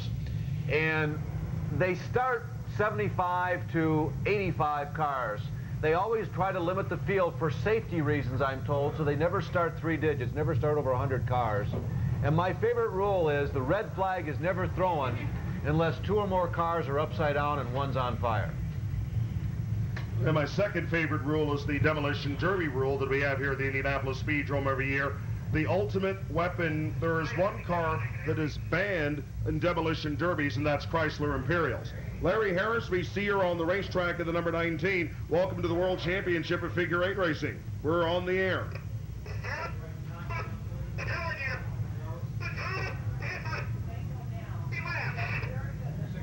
Well, unfortunately, Larry, if you could check your microphone, Larry, if you could check your mic, you're cutting in and out, otherwise you're clear. Okay, Kevin, pretty well. I've been about 4 laps. I've been hit 2 or 3 times, and I've already hit 2 or 3 cars. Tell you what, this is going to take total concentration. Ain't this something? But I'm having fun. Larry, we're looking for a lot of fun out of you. What's it like to be out there so far? Is it crazy as it looks? Looks are deceiving, Kevin. It's a lot crazier than it looks right now, believe me. I think we'll give Larry just a moment or two to concentrate and get things started, unless you have one more comment for our viewers and our fans before we turn you loose. No, looks like we got a good house of fans. Cars are looking fast. We're going to try to run with them a little bit now.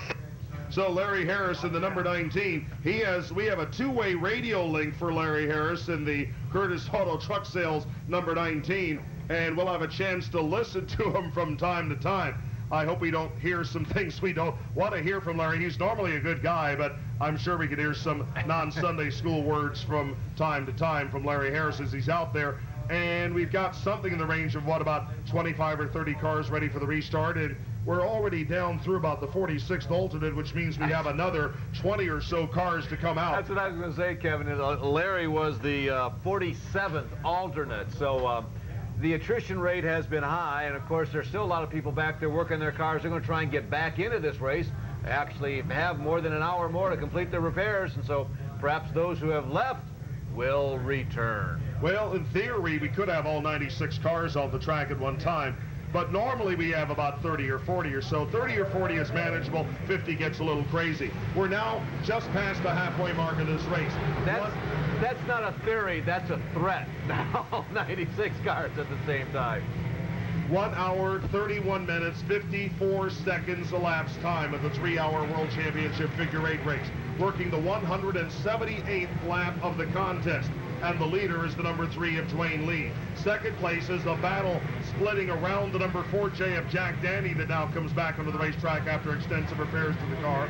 The number 6 of Bill Tunney Jr. and the number 1 of Jack Dawsey Jr. are racing hard. The number 3 of Dwayne Lee went wide through the intersection, ran into somebody's water and got the car sideways, recovered from the slide. Now stops to keep from running into Bob Stu just that fast. Dwayne Lee falls from first place back to 4th, passed by the new leader, the number 1 of Jack Dawsey Jr., the number 6 of Bill Tunney Jr., and now Lee's trying to get back around the number 4 of Rodney Sizemore, but traffic in the form of the number 83 of Country Brown rebuffs that move as they split around the number 77 of Alan Overdy. Just another night at the Figure 8 race. Yeah, Alan, I don't think he made it all the way through the intersection, Kevin. I think he took a shortcut. Well, there's our friend Larry Harris. He's just been involved in his 3rd or 4th crash. Harris, the number 19, goes in reverse gear after he is almost pushed through the intersection by the number 80 of Ronnie Clunt. There's number 4 of Rodney Sizemore, tried to go through a hole where there was no hole, got turned sideways, bent his rear bodywork even further, fell back to 4th place. Kevin, you really have to appreciate how competitive this is. The 4 drivers running up front leading this race are turning in just a remarkable performance that they can stay this close with all this confusion, all the stopping, the starting, the near misses at the intersection. They race very hard. They continue to really push the envelope, and they stay close. It's really a magnificent performance.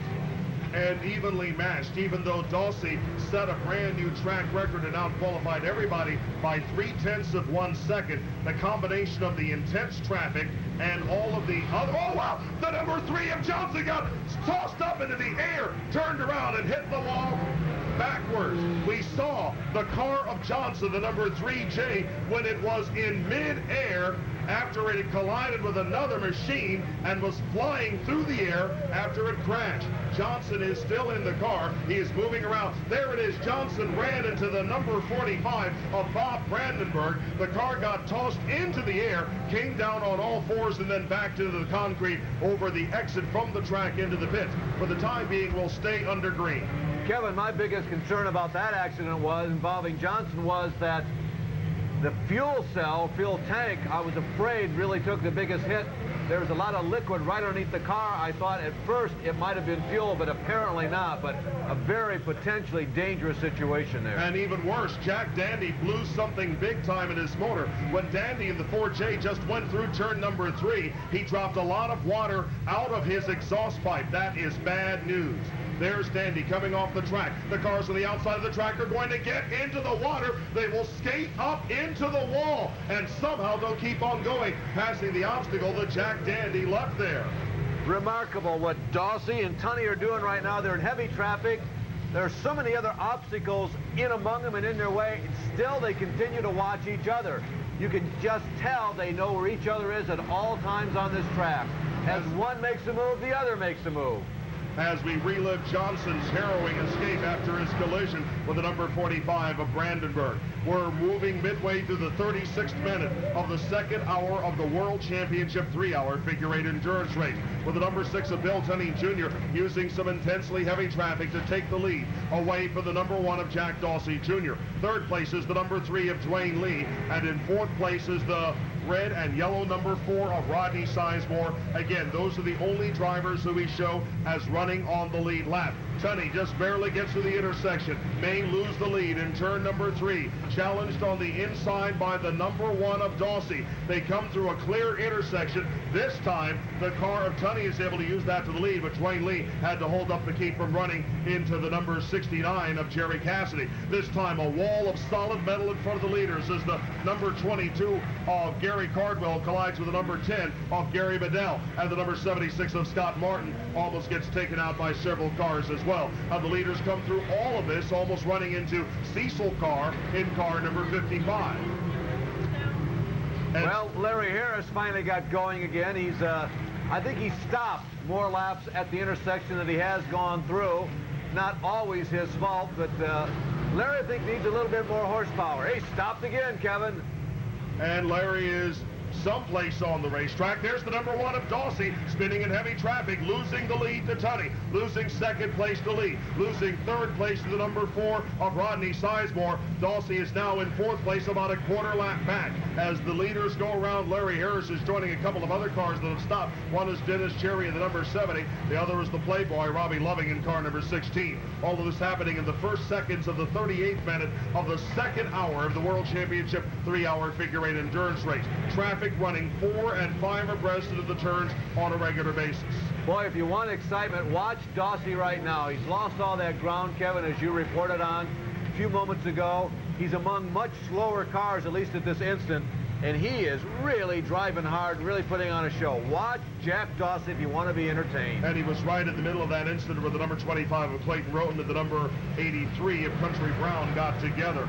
Brown is still going, and so is Roten. Brown is, the intersection for a moment there. I was sure that the cars of Rich Fenwick and Dave Banzi were going to run into Rodney Sizemore. And there's Dwayne Lee having to hit the brakes before he gets to the intersection into a confrontation with Robert Amos and several other cars.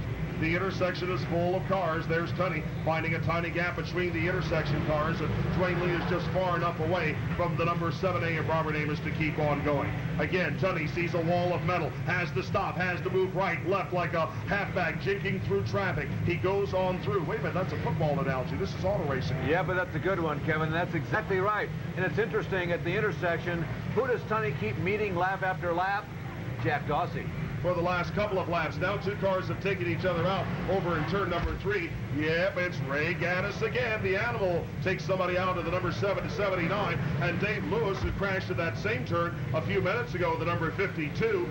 There goes Gaddis. There goes Lewis. We're still green. Now, how much abuse can Gaddis's car take? Hey, it's from Michigan. Must be a tank underneath that race car skin. I mean, they grow tanks in Michigan. course, I'm sure that probably Gaddis and his descendants probably built tanks up there, too. I'll bet the Michigan Wolverines would have liked to have had tanks today. They got beat by Notre Dame, by the way, in case you didn't know. Well, maybe that's the reason that these Michigan guys are running so wild here tonight. They figure that somebody's got to take revenge on those Try to make up, yeah. And, of course, who was the happiest to see Michigan win? Somebody from Ohio State? Michigan lose, yes. Michigan lose, right? Yes. Yes, I lay claim to that. Oh, Jack has got to get the brakes. Almost collided with Dwayne Lee, but they both got through the intersection. Jack continues to lose a little bit of ground to the other three lead lap cars. Now, there are a couple of there are always 3 or 4 awards that are given to the lucky and the unlucky drivers in the World Championship of Figure 8 Racing. Right now, we've added an award from the Smith Brothers Builders. It's called the Headache Award, the Hard Luck Award, and it goes to the driver who was one of the starters that falls the furthest in the field. It looks as if unlucky Bruce Tunney, who was involved in an early crash, is a prime candidate for that. But as far as Rookie of the Race is concerned, we're looking at the number 10 of Gary Bedell. Bedell is right in front of the leaders. Bedell's in the lime green, yellow, and number 10. He is the... Watch out, 3 cars crash, and one of them is Bill Tunney Jr., who mounts on top of the number 7 of Robert Amos. Big crossover crash at the midpoint of the race, 40 minutes into the second hour of this race. Bill Tunney Jr.'s charge to the front may have just ended, Larry. Wow, what a spectacular collision. Tunney did not look like he was in any type of trouble at all for most of the last few laps, but he ran over the tire. The collision was not only a collision between 2 cars, but it was tire to tire, and that's what always jumps you up in the air. And Bill's car ends up right on top of Amos's car. There's an important point. Tunney is looking at the front end of his car to find out if there's any damage there. It might be that the car isn't that badly hurt. Very possible. That's a very good point, because the car bounced so high in the air, and it just was unfortunate that it came down, not on the racetrack, but on top of Amos. And the patrol of Indy's towing service wreckers moves onto the track, and Tunney is going immediately over to try to get one of those wreckers to haul their cars apart. The leader will now be the number 3 of Dwayne Lee. Here's another look at what happened as far as there it is. There was a 3rd crash. The first crash was between Dave Bazzi and the 5T and the number 7 of Robert Amos. Amos's car was rebounding from that crash out of control. Tunney thought that it was going to be a normal run through the intersection. He was betting, as he always bets, that there was not going to be a collision. They were going to be able to just simply go on through there. It was the first crash that did the damage, and now here's the end of the second crash with Tunney's number 6 all over the number 7 of Robert Amos. And again, here's Tunney going through the intersection, looking for an even way to go. Amos is knocked into his path, and then the crash is already history by that point. Kevin, while all this has been going on, I think we're missing Jack Dawsey Jr. I think Jack has gone to the pits. And made a quick stop and has now returned. He's over there out of turn number 4. Okay, what we don't know, then we'll have to check on this, is whether or not he lost any laps in this maneuver. You know, we had mentioned about how he was abusing the tires. I don't know if that was something he went into the pits to check on or not, but he's been laying a lot of rubber down on this racetrack all night long.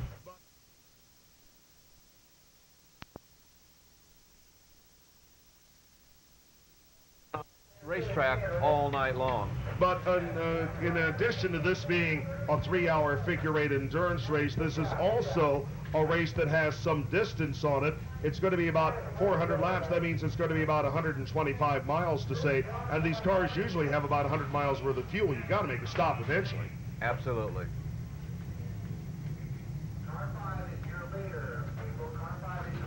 And now with all of the other cars making stops, the new leader is the number 5 of Mike St. John. As once again we relive that harrowing moment that has not yet ended for Bruce Tunney. His car is still on top of the number 7 of Robert Amos. What they're going to do is to use both of these Indy Towing Service wreckers to try to pick Tunney's car up, not to the point where it tips over on its side, but to allow them to slide or tow Amos's car out from under it, and then they'll have a chance to put Tunney's car down. There's an outside chance he may be able to drive it away. But in the meantime, Mike St. John has the lead. He'd been about 1 or 2 laps down. Now the number 5 of Mike St. John after having his early problems, has now come back onto the racetrack. He has the lead, and by our reckoning, the now second place car will be the number 4 of Rodney Sizemore. Then I think you probably have the number 1 of Dawsey, the number 3 of Dwayne Lee. Lee's got to be in there, right? Yeah.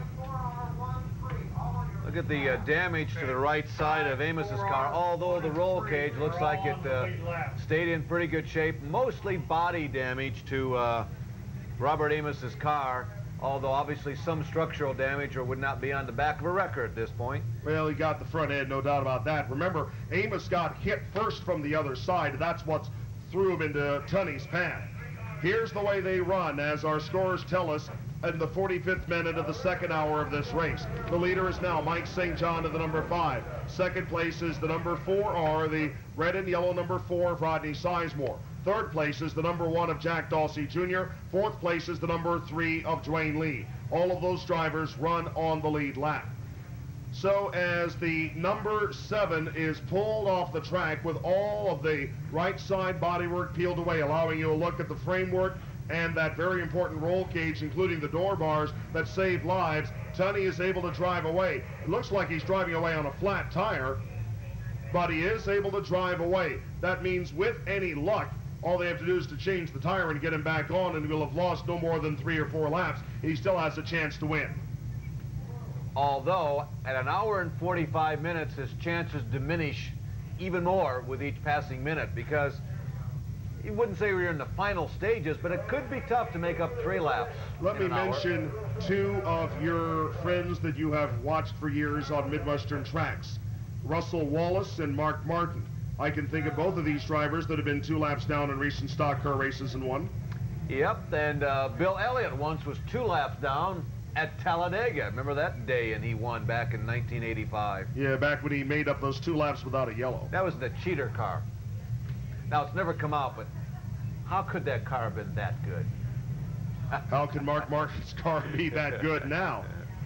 Well, Richard Childress, to use his word, they all like to race to the competitive edge, which means also pushing the envelope of the rules. And I doubt that there was ever a race car that got into a winning streak that was 100% legal.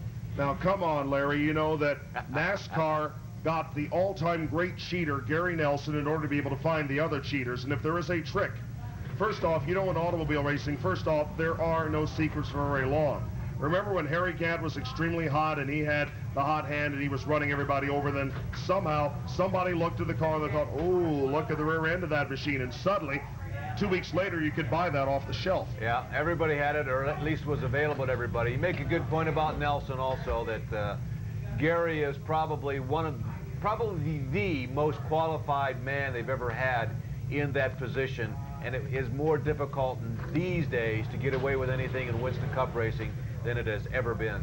In the same way that we are lucky that in this racing series we have Dennis Love as the technical director of the World Championship 3-hour figure eight endurance race, as well as the General Tire Figure Eight Challenge. Dennis Love is also a former crew chief and a car builder who, it was said from time to time, was very creative in the cars that he put together, and he knows where the bones are buried. He does indeed. By the way, look at Stute's car. Looks like he hasn't been touched. Bob Stute in the black and yellow number 54. I can't believe the nearly pristine condition. The left rear fender's dented up, but the rest of the car doesn't even look like he's raced. Bob Stute's car is in great condition, and watch out, 3 cars get together in the intersection, and one of them was Stute. The other one was the number 56 of Nelson and the number 80 of Ronnie Klontz. Oh no, Larry, you jinxed him when you mentioned it. I'm not mentioning another guy. I'm not pulling another guy out of the weeds. My parents always told me that it was an automatic jinx when a sportscaster said something good about an athlete, that athlete would immediately crash or drop the winning touchdown pass or miss the final shot. And Larry, you have come from far and wide to be able to prove that theory correct. I must thank you for all of our viewers and all of our race fans here. The tradition continues. And Mike St. John continues the family winning tradition. He has himself a massive advantage now. It's a lead of about 1/4 lap. In the white number 5, Mike St. John leads. Now you're watching the race for second. The yellow and red number 4, Rodney Sizemore, in pursuit of the number 5 of St. John being chased by the number 1 of Jack Dawsey Jr. And in 4th place, you've got the number 3 of Dwayne Lee. All of these drivers are running on the lead lap. There's the number 31 of Larry McIntyre sliding out of the second corner and stuck on the second turn wall right above the leader. You've got the number 24 of Kevin Ford. Now to the battle for second place. Watching as the number 3 of Dwayne Lee is in 4th place, trying to catch up to the 3rd place number 1 of Dawsey. Dawsey in heavy traffic and is trying to catch up to the number 4 of Rodney Sizemore, who has now cleared that traffic. And now he gets hit by 2 or 3 cars as he bounces his way through that traffic, coming through turns number 3 and 4. Rodney Sizemore lucky that he kept on going, didn't hit somebody or cut down a tire. He is a very lucky man under those circumstances. And now we go to yellow because of the car that these drivers are going to be passing underneath. Over on the wall, you'll see the yellow and white number 24 of Kevin Ford. That car that got into the wall over in turn number 2 will bring out the yellow. In the 50th minute of the second hour of this race, 214 laps into this race. Larry, you're used to races in the American Speed Association that run something in the range of 250 to 500 laps. Those are oval races on tracks ranging from 1/4 mile to 1/2 mile. Now, here at the Indianapolis Speedrome, we're going to have something in the range of 350 laps on a very, very roughly 1/5 to 1/4 mile figure 8 course. And, just trying to survive every inch of the way. I don't know how. Kevin, I don't either, because if, let's assume that this race were to go 400 laps as a for instance, that may be 200 turns or 400 corners. You know, on an oval track, essentially you make one left or one right-hand turn and you traverse 2 turns. Except in Berlin. And there's another place up there, Owasso, I believe, is the place that also has a bunch of corners in it. But it's not only 400 turns or 800 corners, and if this race were to go 400 laps, but there are usually every lap at least one extra turn as you cross through the infield. So it really does multiply the total number of turns that you have to make by about another 25%. It is remarkable that anybody can do that for 3 hours and still run competitive. I commented about it earlier, Kevin, but I want to say it again. I'm just very surprised at how hard the drivers who have stayed on the lead lap are running. They're treating this like it were a 25-lap race. Tunney and Dawsey and St. John, they're running very hard. And they still have another hour and 8 minutes and 38 seconds to go in this race. To be exactly, give or take a few seconds, right? Yes. Mike St. John 3 times has won this race. He is in the lead. Rodney Sizemore was second last year. Now he's running in second place. Third place is the number 1 of Jack Dawsey Jr. and 4th place is the number 3 of Dwayne Lee. There's an irony with the Curtis Murphy car being pushed in the track. Murphy was trying to do another driver a favor. He was trying to push Kevin Ford's car into the pit area, and Murphy's car stalled. Well, that's, I think, proof that you got to look out for number 1, don't you? We were talking about how much this is like business, it's like sales, it's like life. Look out for number 1. We're about a lap away from the restart. We're glancing toward the pit area to see if we're going to get Bill Tunney Jr. back. No indication as of such. If Tunney was going to have a serious chance to win the race, he would have gotten back very quickly. But even if he does get back in the next 4 or 5 minutes, again, there's a chance that he'll have to be able to pile up enough laps to win this race. Again, this World Championship is the type of race where anything can and usually does happen. Well, we've had, 4 cars that have been able to somehow stay on the lead lap. Including one that just got back on the lead lap and others made a pit stop. Right, but what a disadvantage it is for somebody like Tunney, because normally at this stage of this race, he may have only 1 or 2 cars to contend with as far as leading lap cars. He has to hope for misfortune to hit at least 4 cars. That is, assuming that he's able to get back out on the track here in the next couple of moments. We notice the number 20 of Bob McFadden is on the racetrack. That means that we are now down to the 54th alternate. Who is the guy out there who keeps track of all these alternates, by the way, Kevin? Well, you've got about 70, yeah, you're right, 70 scorers that keep track of these cars. And as cars drop out, the scorers take on more cars, and then you've got serial scorers off to your left. and then you've got the announcers and the TV guys, and somehow we managed to keep track of it all. At least we're definitely sure who's on the lead lap. And we've got, you guessed it, another 4-car battle for the lead as we come to the restart. 5, Mike St. John pushes up the racetrack right in the intersection. 3. And there's the number 80 of Ronnie Klontz running all over the number 70 of Dennis Cherry. The 17-year-old driver finds Ronnie Klontz on top of him, and it's yellow fever again. Well, Cherry lost control right there in the midsection of the course. Klontz just stayed on the throttle. Looked like he was going to get around Cherry, and then the car just climbed right up on top of it, mounted it as he went through the intersection. And believe it or not, Klontz still has the motor going. He's trying to drive his car off of Klontz, and all he's doing is burning up his Hoosiers. Here it is once again. Look at the middle of the back of the screen. There is Klontz now driving over Cherry's car. Klontz doesn't just keep the throttle off. He tried a couple of times to drive the machine out of the way, but that won't happen. You know, at this point of the race, Kevin, some of the cars, they lose the characteristic of being an automobile. They resemble more animals or something, don't they? Well, I hate to say this, and I hope that this isn't too much of an unfamily comment. I was going to say something about a bucket of cold water. Yes, that thought crossed my mind, too. I mean, a couple of these incidents remind me of a very aggressive dog. No, Larry, we're going to put this cable TV is not to that point yet. I see. I like the dog a lot. Well, we don't have dogs, but we do have wreckers, and we've got the number 80 of Klontz and the number 70 of Cherry. They are tied together over in turn, well, in the infield, and right past them is the beautiful car of Ray Gaddis that is left pink shards all over the place, and here's a driver that's decided to take his break out in front of everybody in the number 10, Wayne Newkirk, one of the drivers from Louisville. He's in great shape, except that I think his front tires are pointing in different directions. Yeah, I think that's the old tie rod game, the old wandering tie rod. And so we're going to need a whole bunch of wreckers here as it gives everybody else a bit of a break. Wayne Newkirk is one of the regular drivers over the Sportsdrome, a 37-year-old guy that works is sponsored by Larry Motors, I believe it is, and he has a chance to take a bit of a rest as one of the wreckers will come and pick him up as soon as we finish the operation where they need a wrecker to pick up Ronnie Klontz's car. They'll now semi-gently lay it back down, and as soon as they figure out which of those cars need to be towed away, they'll go give some service to the driver of the number 10, Newkirk. The Klontz situation, Kevin, was a curious one, and I think it's a lesson for anybody who's in the grandstands who's thinking, well, maybe next year I'd like to do this. He had that incident cleared. All he had to be was just a bit patient. He stayed on the throttle for some reason.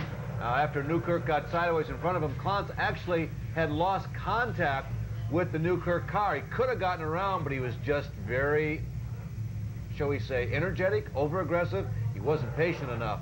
Had he just waited for just a tad, he could have avoided that. I think the operative phrase was "get out of my way." A moment or so ago, we saw a look at that black flag that's flying from the black and orange number 20X of Bob McFadden. It carries two numbers on it, 7 and 28.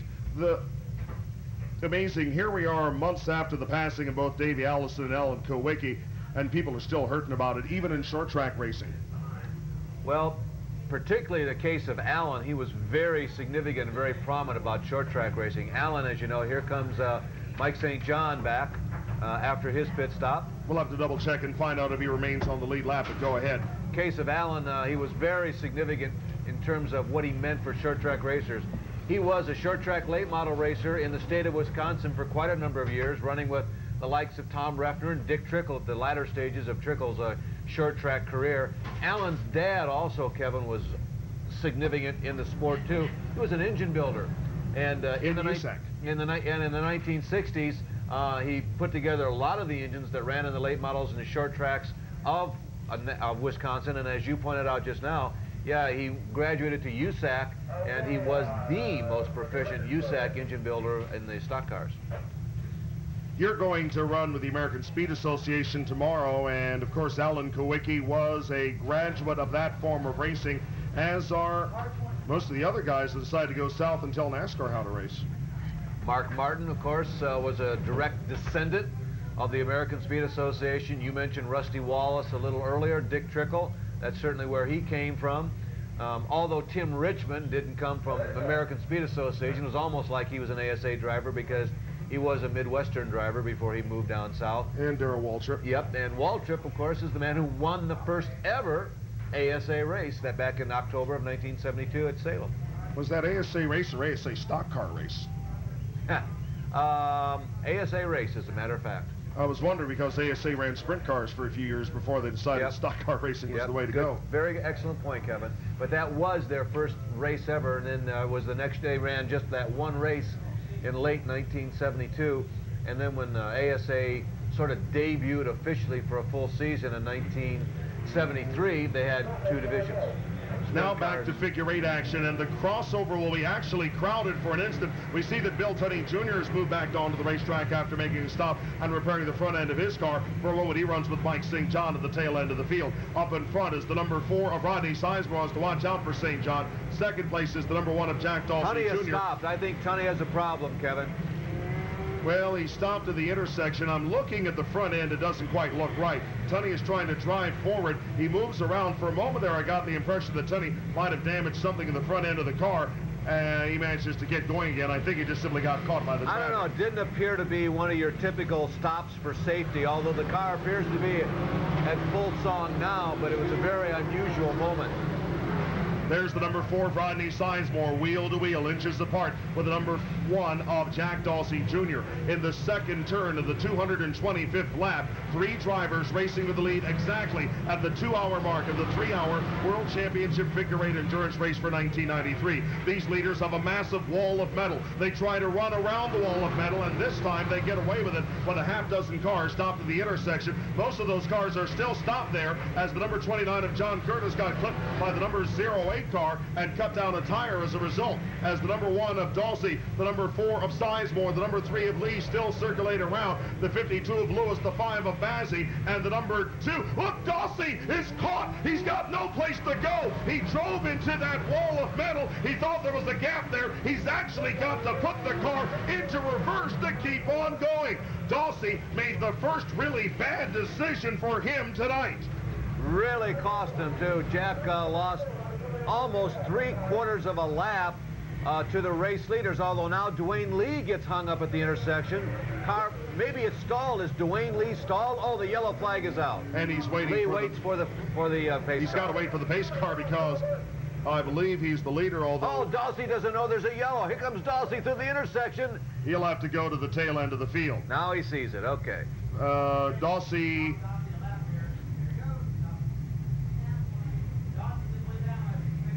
Now, unofficially, we're now saying that Dawsey is down a lap, but it's either that, Kevin, or he made up the half a lap that he lost under the yellow flag condition. We'll have to double check. Which I think is really the more correct answer here, that Dawsey was about a half lap back. He simply failed to slow down when the yellow first came out.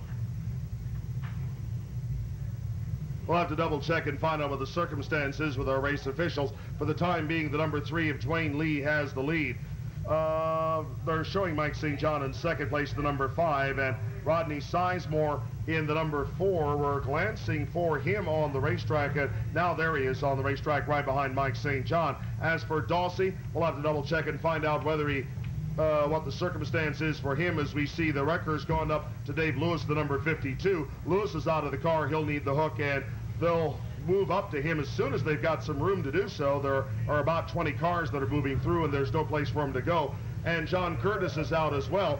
Curtis was going through the intersection and got just barely clipped by the 08 car of Dave Lambert, and we could hear the tire blow as a result of that contact. That's about as gentle a crossover crash as you're going to have. Well, now we're coming down to the end game of this contest. 227 laps into the race. 2 hours, 2 minutes, and 45 seconds into this contest. And we still have no idea whatsoever who's going to win this race. Nope, and it's because there have been 4 or 5 people, and it's really a shame that Tunney was knocked out because he was one of the real candidates to win. And again, I've not forgotten, Kevin, you pointed out it's very possible he could still come back with almost an hour left to make up the laps that he's lost. And we also need to find out exactly how many laps he's lost, by the way. And also, in the case of Tunney, you have to ask which Tunney? Yeah. Bill or Bruce? Bill, yeah, Bill. Bruce was running extremely well as well. Yes, he was. And early in the contest, he got involved in the 3-car crash, and one of those black marks over there on the south wall is his. But the guys up front have been running so competitive that that's the reason why there is no answer to your question. Well, who does it look like is going to win this race? Absolutely no way of predicting. Dawsey's car, I will tell you this, that thing does appear to have a lot of horsepower. Well, we noticed that our friend Larry Harris is not on the track. Hopefully we'll be able to make radio contact with him in a couple of seconds and find out how he's doing. He was on the track for a while, and now it looks like he's back in the pit area. I'm sure Larry will have a lot of stories to tell us about how that's going. In fact, let's try and raise him right now. Larry, are you down there? No, apparently not. We were trying to raise our good friend Larry Harris, but he's probably down there trying to put the car back together. And I'm sure he'll have a lot of stories to tell us about what it was like to run in that short stint that he had out there on the racetrack. We come to the green flag at 2 hours, 4 minutes, and 15 seconds of this 3-hour race. The number 4, Rich Fenwick, is on the point. Fenwick is not running on the lead lap at this point. We show the leader is the number 3 of Dwayne Lee. We show the second position being the number 5 of Mike St. John, and third place being the number 4 of Rodney Sizemore. And for the first time tonight, the leader has himself a fairly big advantage on the restart.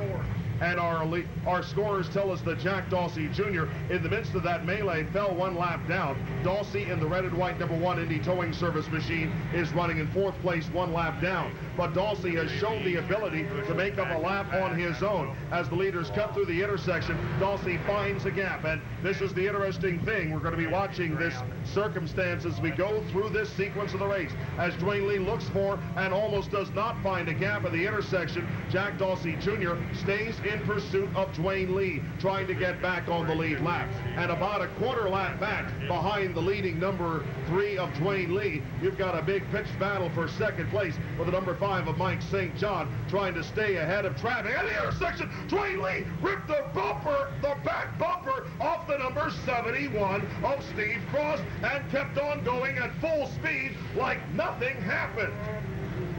God, that's cutting it just about as close as you possibly can, isn't it? Kevin, now an interesting thing about Dawsey. Scorers have decided that Dawsey is a lap down. No radios. He does not know that he is a lap down. And now there's Danny Turner running over Alan Overding's wheel out of turn number 2 and a melee and getting tossed in the air. Turner's got a flat tire on the right rear. He ran into Overding's car. Overding in the dark green number 77 is stalled on the exit of turn number 2, trying to get the car to run again. He's trying to crawl up ahead where there are several other cars that are stopped. There's Dawsey in the middle of this extremely heavy traffic. He's getting close to Lee. He's getting very close to Lee. And very close to traffic at the intersection as well. Lee has 10 cars ahead of him that are a lap or so down, including the number 10 of Gary Bedell, one of the top running rookies in this race. Inside move. He tries to get his lap back from Dawsey in heavy traffic as cars almost crash in front of him. Dawsey moves back on the lead lap. Remember, Jack Dawsey is now the distance of this racetrack behind race leader officially, Dwayne Lee. And he has 53 minutes and 17 seconds to make up that gap. That's a long time and not that long to get there. Mike St. John comes through the intersection, followed by the number 4 of Rodney Sizemore. Those drivers are running for second place, about 3/4 of a lap down. 15 cars stop to the intersection. Here come the leaders from different angles, and they've got just barely enough room to get by this time as those drivers of the intersection now just barely disengage. I never saw that in ASA. Kevin, of course, the significance about that, and by the way, Dawsey has fallen behind Lee again. He got caught up in traffic. Oh, trouble in the intersection as the number 42 ran into the 71 and 57. Kept on going. Sorry, Larry, just another crash. Keep on going. Absolutely. No problem, Kevin. The significance of all that for Dawsey was, at one point, as you pointed out, we had about 15 cars that were stopped. Almost a yellow flag. At that moment, Dawsey was ahead of Lee, would have really worked to his advantage. Well, Dawsey goes back underneath Lee again. They're in very heavy traffic. Dawsey will be on the outside of Lee. Dawsey gets ground on the outside. He's got an open racetrack, but it's about twice as long around out there. He was trying to carry speed out of the 4th term and had to bulk that speed to keep from smashing into Frank Norman's number 51. And Dawsey finds himself behind Bob Foster. Bob Foster in that blue number 54. That's one of the fascinating stories of this World Championship. Bob Foster ran in the first race back in 1977. And he survived, huh? And you know who else ran in that first World Championship race and finished 29 laps? Tim Richmond. No. No. Somebody even more unlikely as a race driver in a figure-8 race than Tim Richmond. Paul Page. You're right. I don't know how I know these things. Well, you saw Paul over at Mid-Ohio this weekend, didn't you? Yeah, we talked about that, Kevin. That's right. No, I've got the record right here. Paul was younger and, I was going to say dumber then, but...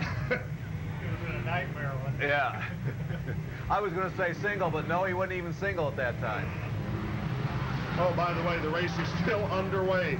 We're 9 minutes into the last hour, and still we've got cars pretty much stopped on the racetrack. Dawsey has gotten his lap back from Dwayne Lee, but only just so, as he goes underneath Jerry Brown's number 24, picks a gap from 4 cars that are stopped at the intersection. He actually pulled Dwayne Lee by a couple of lengths. Now the number 4 of Rodney Sizemore is picking up some ground for the number 5 of Mike St. John. And we've still got a lot of racing left to go. A lot of cars that are stopped at the intersection. A lot of guys that are racing at absolute full speed. It's a total motorized melee. We're in a circumstance where we're driving the guys in the truck crazy. They don't know where to point the cameras.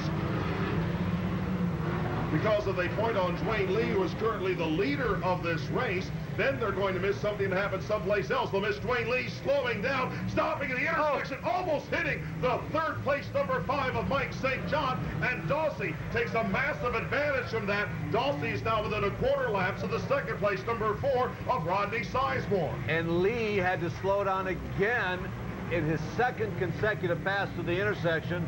So that's 2 times in a row he's lost significant ground. Meanwhile, Jack was in a clear track, and he has really used that to his advantage. Dave Lambert in the number 08 ran into the number 90T of Jerry Vanderhoof. Somebody left a lot of water or oil on the middle groove over in turn number 1, but it's not really slowing anybody down. As we watch the number 30 out, the number 76 of Scott Martin spins. A whole bunch of guys slow down. Jerry Brown goes off the track and makes a pit stop in the number 4. Dwayne Lee stops and barely survives that run through the intersection. Oh, as Bill Tunney gets caught. Ran into the number 80 of Ronnie Klantz, and he may have broken the front end again. Tunney's trying to keep on going, and the car stops. That might have been the knockout punch. Yep, I'm sure it was delicate as it was, Kevin, and I think you're right. He's probably in trouble this time. Yeah, definitely. They broke the right front suspension. The tie rod's gone there. He'll have to struggle just to get back into the pit area, because every time he tries to move forward, there are 10 other drivers that are trying to go through the intersection. Tunney, I think, still has power. He just doesn't have steering. So as we work up to the 247th lap of this race, the number 3 of Dwayne Lee still has the lead, but he has had nothing but bad luck at the intersection, while Jack Dawsey Jr., who's currently your 4th place car, tries to catch up to the 3rd place number 5 of Mike St. John. But we're now looking for the number 4 of Rodney Sizemore, and unless I'm going blind, I don't see him out there right now. I see now. I see him. He's in the 4th place. That means that Dawsey has gotten around him to get 3rd place, and is out after the number 5 of Mike St. John. This is quite a story. In the end of this race, I think one of those drivers may have made a pit stop, and in the case that everything goes the way it's rolling, as we see Tunney is still out there, the number 1 of Jack Dawsey Jr. is in 3rd place, making up a lap under green. And if he can come, watch out, Dwayne Lee took it easy through the intersection, loses even more ground. Mike St. John takes advantage of every inch of that one.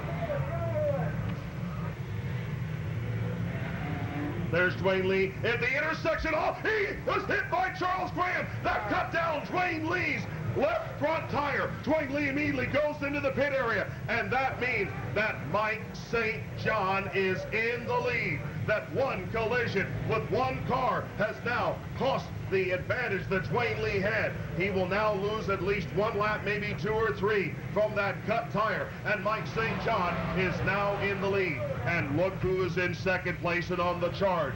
Jack Dawsey Jr.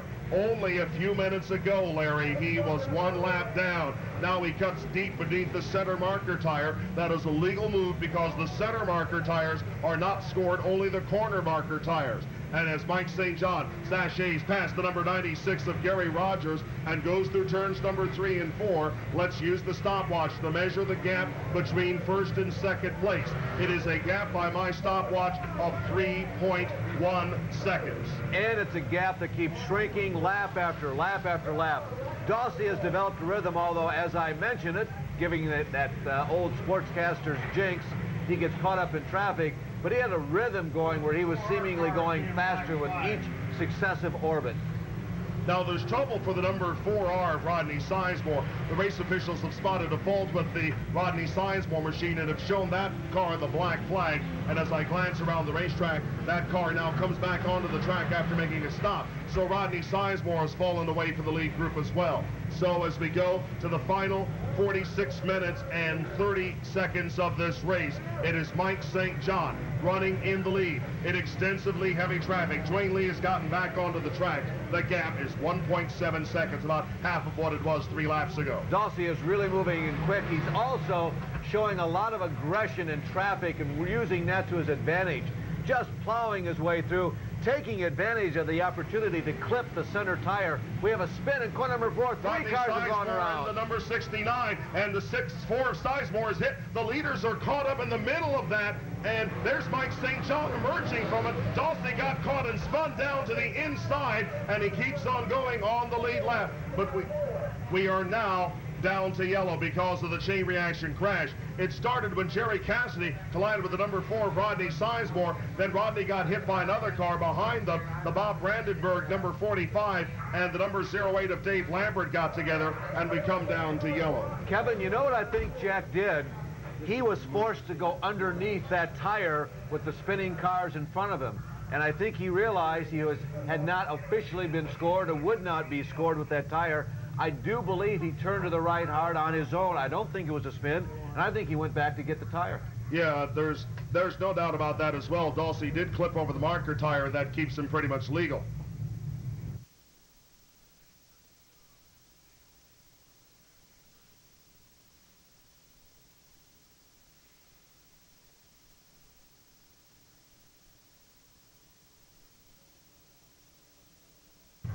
So we come down to the yellow flag period.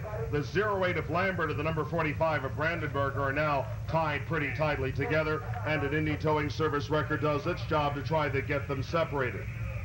And it looks as if things have now coalesced, Larry, to the point where we've got 2 drivers that are within striking distance of the lead. On TV,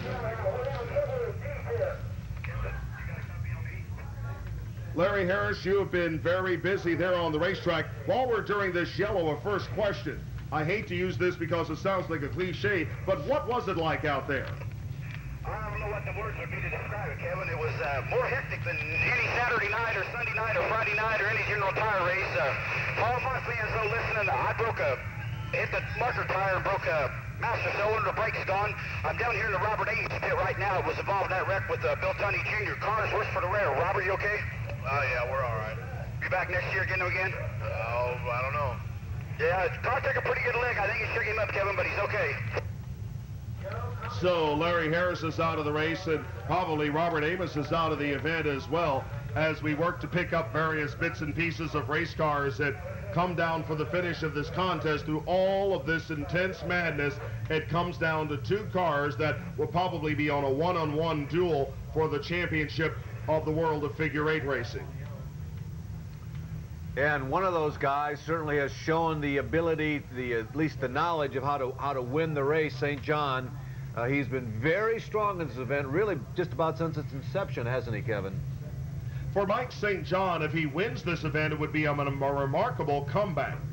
2 weeks ago, Mike St. John in his regular car was running in an outlaw figure 8 show promoted by his brother Kenny down to the Louisville Motor Speedway, and wrecked that car in a crossover crash that saw the machine very badly damaged, and Mike St. John all but knocked out. St. John took the weekend off. The crew put together a brand new CJ Rayburn car, and this one has run very well. However, I have to tell you that I'm seeing the car circulating around. I'm seeing a few trails of smoke going through there. It's puffing smoke, and it doesn't look like an overheating situation, which we were speculating about earlier. It appears to be coming from the tail end of the car, and that could be a problem if it's in the rear end. Now, it's not an overwhelming amount of smoke. We're watching as the Indy Towing Service wrecker, for maybe the second time tonight, takes Dave Lambert's car off the track. But as Mike St. John's number 5 goes through, let's take a close look. St. John, heavier smoke as he comes off the track. Fascinating. Whoa. And Dawsey finds himself in the lead. He probably thinks, Kevin, he has about a lap lead on the rest of the field right now. It's really unlikely that he is aware that he was scored as 1 lap down as a result of that incident about 20 minutes ago. And so Jack Dawsey Jr. finds himself in a circumstance where he's going to have himself a big advantage. And Larry Harris is down there in the pit area. Are you close to where Mike St. John is? Yeah. Well, there's the replay of Mike St. John's car coming off the track. Mike St. John also got balked. He tried to drive extremely fast by that car that was being towed away, and he actually had to pitch the car a little sideways in the pit area. I mean, he's running faster in the pits than some guys do on the track. Once again, let's try. Larry Harris, you had something for us?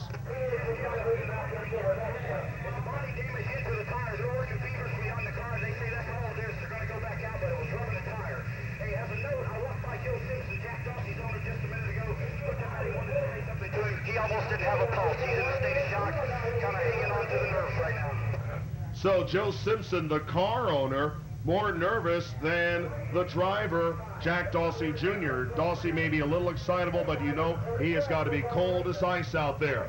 Now let's see, can Mike St. John get that car fixed and out quickly enough in order to be able to have a chance to run for the lead within a lap or so of the lead lap? The important mark is when these cars come to the north end of the racetrack. Dawsey in the lead. We're watching the pit exit as well to see if Mike St. John gets there, and he does. He'll get back onto the racetrack. He can come through the intersection. He must come through the intersection, through the south end of the racetrack, and finish the lap. And otherwise, he'll lose even another lap, so Mike St. John gets back on there. And we'll have to double check with the scoring. I believe the pace of that pit stop did not lose a lap, although we'll have to double check on that point. Okay.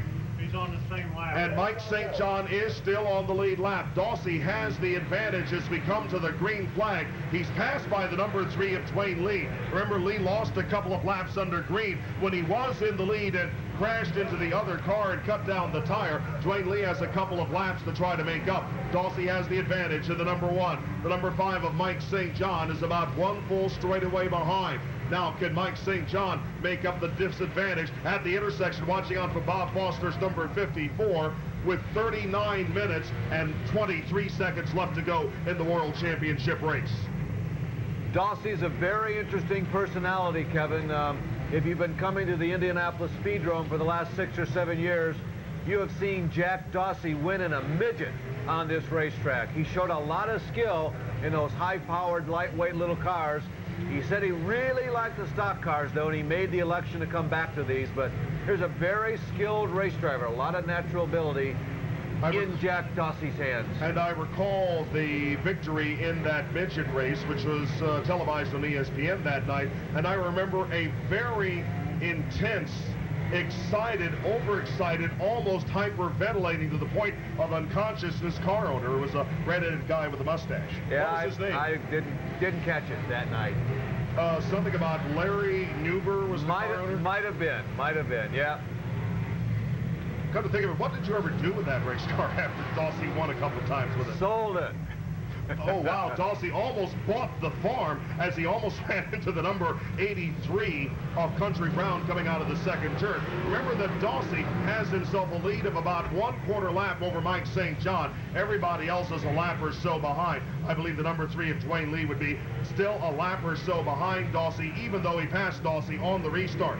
So Dawsey is still fighting for all he's worth, even though he most likely has a substantial lead over everybody in this figure 8 field, with the exception of Mike St. John. Dawsey is now clear of traffic. Using Dwayne Lee as kind of a blocking back for him, he can almost relax while Mike St. John is still in the middle of heavy traffic. Sizemore's got to be running in the top 5, I believe, also, Kevin.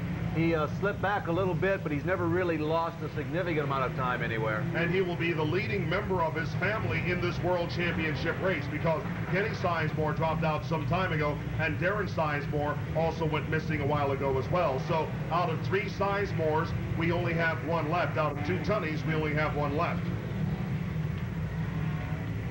37 minutes and 10 seconds left to go in this contest. 37 minutes and 10 seconds left to go. There are still drivers that are out there that are fighting extremely hard. As we watch Dawsey almost run into Mike St. John at the intersection, that would have been good for the 3rd place guy.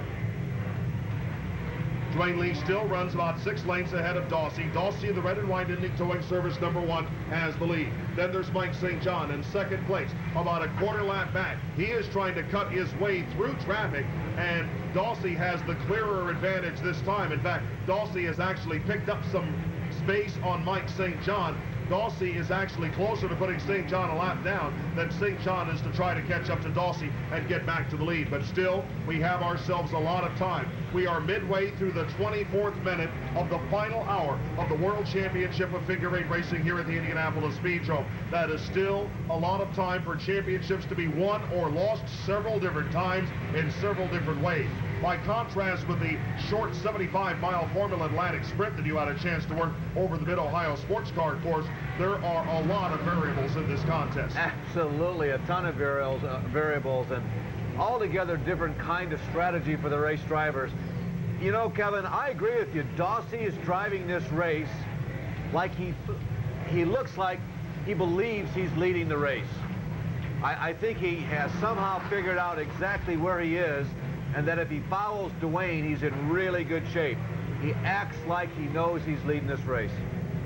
And he's trying to take it easy, but how many other times we had leaders that were taking it easy and bang, you look and they're upside down, or they've got tires torn off, or they're on top of another car? Well, you get the idea. Well, with Mike St. John having gone to the pits, I doubt that Jack realizes that Mike is the second-place car, although he might. Interesting to see how Dawsey plays this. He got to the high side of Lee. He looked like he was in a potential position to put Lee away, and look what he did. Fell behind him, followed suit. Yeah, but not by much. Not by, and I get the feeling maybe not by design as well. Wasn't it the late Rich Vogler or somebody else that said that when you're in a rhythm, you've got to run as hard as possible? If you let up, you're in trouble. Almost every great racing driver you talk to will say the same thing, that you know, when they're leading a race, the crews are always anxious and vociferous about getting them to slow down. The driver will say, no, I can't slow down because this is the only way that I can be successful, is to follow along with this rhythm. We're seeing a certain rhythm from Mike St. John's #5 as Dawsey continues to run with Dwayne Lee. When Mike St. John goes around the right-hand turns #1 and 2, we're seeing some smoke from the car. We're not sure if that's a situation inside the machine or if it's a tire rubbing as early. In any case, it's only a small stream of smoke that's coming out of that car at one particular point. Mike St. John not showing smoke in the left-hand turns #1 and 2. By the way, Dawsey just got around the #3 of Dwayne Lee, comes through the intersection, leaves Lee a couple of lengths behind him, as Dawsey, with 34 minutes left in this contest, is now looking more and more like a world champion. But there are 1,000 ifs and 1,000 questions still to be answered in what seems like an eternity. 280 laps run and dozens more to be finished before we're done with the World Championship, as Jay Wayner decides he'll go through the intersection in reverse gear. St. John's smoke, by the way, Mike St. John's smoke, I think it's definitely body work, because it only happens on the hard left-handers. The #1 of Dawson. Watch out, the #33 of Doug Gregg almost ran into the #24 of Kevin Ford going through the intersection. Dawsey now in heavy traffic. Right behind him, Dwayne Lee, Ronnie Clontz down to the inside, and several slower cars ahead. Dawsey looks for and finds a gap going into the first turn of his 282nd lap. That means 560 trips through the intersection for Jack Dawsey Jr. That's more crossover laps than some races have laps. Then I would say all races, except the 24 Hours of Le Mans, have laps. Well, don't you guys do 5? Oh, whoops, trouble. Who's crashed this time? The #69 of Jerry Cassidy. I think that's the #80 of Clontz that's involved. Again. And the #24 of Ford. We're going to yellow. That big object in the middle of the road is the tire. It's a hunk of rubber with no wheel inside. It's the tire off of the #69 of Jerry Cassidy in that collision over in turn #1 that saw Clontz, the #80, the #24 of Ford, and the #69 of Cassidy go through there. Cassidy ends up with no tire on the left rear. And he'll keep on going, and he'll drive it very calmly back into the infield, probably have a new wheel put on it, and try it all over again, giving us a bit of a fireworks display. In the meantime, we say a fond farewell to the #69 of Jerry Cassidy. The graphics say Ken Algren. Algren's #69 is a black car. Cassidy's #69 is the purple machine, as our track worker tried to pick up the tire and had to back up because here came Dawsey and everybody else. Yeah, that was not the prudent time, really, to go out there in the track. Dawsey, by the way, was very close to that situation. Dawsey was right around the outside and just missed by inches of being involved. And we were not making that up, folks. The proof was in the replay. Dawsey goes 1 foot down to the inside. We have a new leader.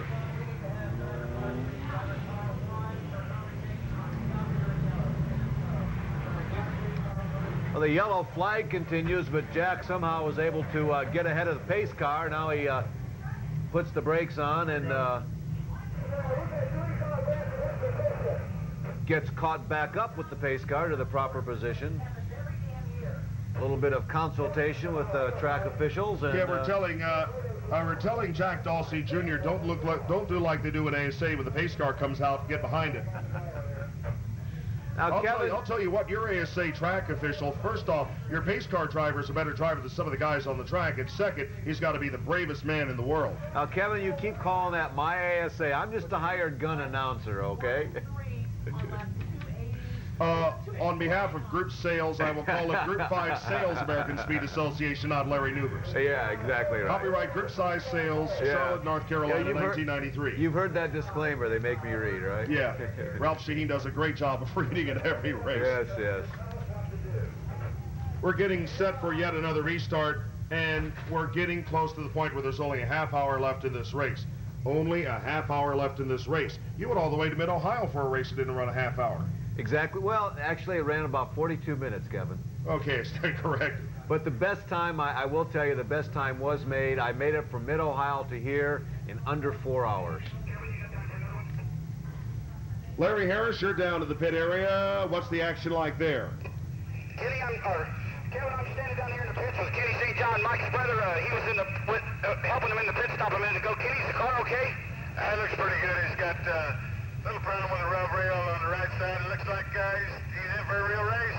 The Dwayne Lee car in the 3, and of course the number 1 Dawson car. They're all world champions. We're going to find out who he is in about 30 minutes. Okay, so we may see you in the winter for a little bit, Kenny. Well, I hope to. We're going to go down here and see who wins it. Anybody wins the race as tough as Johnstown's 300 Enduro. They are considered to be the world champion. Now, we'll be at Louisville Speedway on September 24th, 5,000 win for 100 upper. Don't forget us, crowd. All right, Kevin, if anybody knows anything about the World Championship, you know Kenny does. He's did it more than any of them. Thanks, Kenny. Thank you. I appreciate it. And the incredible irony of that situation that Mike St. John, he is in a brand new car because he ran in his brother's last promotion over in Louisville. He went into the intersection and never came out. I don't know where the car is. I understand they sent it to the crusher. They built up a brand new C.J. Rayburn machine for this event. Kenny St. John never stops promoting, does he? That man ought to be a salesman of either cars or houses. You know that? Yep.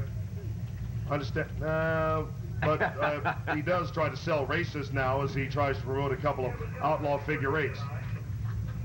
Watching as the field gets set for the restart this next time by, one of our braver track officials there is in the middle of the track watching as the field comes on through. Bravery is a relative and suggestive or subjective term, Kevin.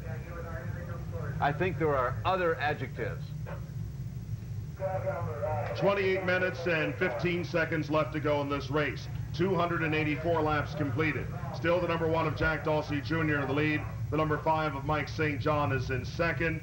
The number 3 of Dwayne Lee maybe running in 3rd place, or maybe the number 4 of Rodney Sizemore. I think it's Dwayne Lee, because Rodney's made a couple of pit stops where Dwayne has not. Confirmation, Kevin, on the Dwayne Lee situation. He is now being shown as 3 laps down, so his chances are really being diminished with each minute that we pass under the yellow flag. Again, repeating for anybody who might have missed it, Mike St. John, the bright orange numeral number 5, or is that pink? Whatever. He is 1 lap down to the leader. Car number 1 is in number 1 position. Well, let's see what sort of traffic. Yep, Dawsey's got crossover traffic. Here he is, has to watch out for the number 25 of Clayton Roten, who almost pulls into the path of several other cars. Dawsey goes through 3 and 4, and there will be a clear crossover. That's one of the rare things that happens here at the Indianapolis Speedrome. So the leader is the number 1 of Dawsey. We're showing that the number 5 of Mike St. John is 1 lap down in second, and in third place is Dwayne Lee in car number 3. Lee's at the back of the pack, making a cut underneath the center marker tire. That's a legal move. You can move underneath the center marker tires, but you've got to touch and go above the corner marker tires. Goodbye, Rodney Sizemore, Gary Bedell, Dave Bazzi, the number 51 of Frank Norman, and the number 69 of Dale Canals. They all crash into each other over into the exit of turn number 4. The number 5 T of Bazzi backs away, but very slowly. The number 10 of Bedell backs away just as Mike St. John goes underneath, and he's almost involved in a second crash. Very, very gradually and gingerly, those cars are getting disengaged as Bazzi pulls right in front of the leaders, and Jack Dawsey Jr. almost back into the crossover. The track is blocked, you're right, because Wisman in the number 1 and the number 54 of Norman have all but blocked the track, and we're bringing it all down to yellow. Boy, what an unfortunate circumstance for Sizemore, Kevin. He really had driven a pretty good race. He was en route to a pretty good finish, but this might have ended his race. Cannot tell how seriously damaged those cars are, but Sizemore has sat there now for at least 3 laps. He's backing up now, although that may be coming down the banking, what banking there is over there in that corner. I think he's under power. He's just trying to find out if the front end will work. Yeah. And what we may have to do here, yeah, Sizemore's okay, and it looks as if the front end of the car is okay as well. Sizemore, surprisingly enough, appears to have gotten out of that one fairly clean, as he's trying to find out whether the car will roll or not. Now, the leaders will be deliberately taken down through the infield. This will not be a marker tire violation on the part of the field, as it happened earlier when we had to bring the cars through the intersection and through parts of the infield. We've got to move them down underneath that 4th turn marker tire in order to be able to clear the cars that are still there. One of those machines, which is the number 69, is the car that was started as one of the alternates by Dale Canals. The number 24 of Kevin Ford was one of the machines that helped to pinch the number 4 of Rodney Sizemore into the wall. And after that crash was over, the number 1, the 28 starter, Dennis Wisman, got into those machines, and we've got ourselves the continuing mess over there. Every minute we spend under caution is a blessing for Jack Dawsey Jr. Absolutely. Kevin, something I want to make a comment about it in regards to the quality of the cars that are now running, particularly this World Championship race, but also weekly here at the Speedrome. You mentioned earlier tonight that I'm fortunate enough to get to do a lot of traveling and see a lot of motor races around the country. And I like the sport enough that if there is a track close by, whatever they're running, I'll go to it. And I've seen figure 8 cars probably in 7 or 8 different states, also including the province of Nova Scotia, believe it or not, in Canada. And I can tell you that the figure 8 cars here at the Speedrome are at least as sophisticated and as advanced as any figure 8 cars in the country. And I'm not so sure that they are the single most advanced cars, Kevin. You will not find very many style figure 8 cars like our race leaders tonight at this point, Dawsey and St. John, that look like this or that are maintained like this. And it is also something else about these cars. Yeah, figure 8 racing is not very conducive to the good health of bodywork on a race car. The bodyworks get chewed up quite often. Yet there's so much pride with most of the people who run here at the Speedway that the cars are usually repaired and the bodywork is replaced, and they usually look very nice. Really a lot of plaudits to the people who put together the cars run here at the Indianapolis Speedrome. The number 4 of Dennis Wisman looked very nice before the night's racing started. Actually, it's still fairly in good shape. He'll just take it back to the pit area and get it checked out. As for Kevin Ford, the radiator smashed in between the front wheels. That's no good. The cars in the World Championship race in general look fairly fancy, but underneath the sheet metal and fiberglass, they're actually fairly basic stock cars. You start with Camaro front clips, front subframes that are used as the basis for these cars. You tack on tube framework sections that go all the way to the back of the car. You put in a special safety fuel cell, and you put on some fancy looking bodywork. But what makes these cars either fast or slow, as you know with your cars in the American Speed Association, is the detail work. He's the white shirt that gave. He's the one that during this race signals the alternates. And we now have 19 minutes and 25 seconds left to go in this contest. Every second we spend under caution means a little less chance for either Mike St. John to the number 5 or Dwayne Lee, the number 3, to get back to the lead lap. But there are a lot of drivers that still have an outside chance. Even Rodney Sizemore, who after that wreck didn't go back into the pit area. He just stayed out and will try to roll again.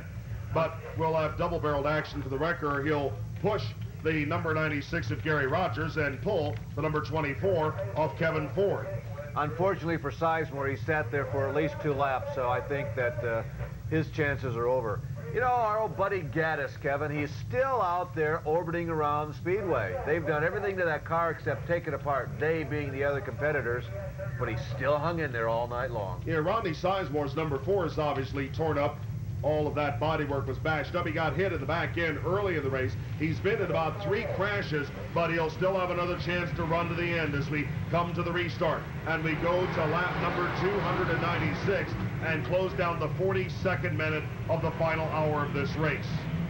Dawsey has the advantage to the number 1. Mike St. John battles to try to get back on the lead lap, still with dreams of conquest ahead of him. Mike St. John must pass Dawsey twice to take the lead. 3 cars crash. Dave Bazzi again in the number 5, the number 17 of Jack Smith, and Foster in the number 54F. They have collided out of turn number 2. The leaders will go above them, will go down to yellow because of this chain reaction 3-car crash.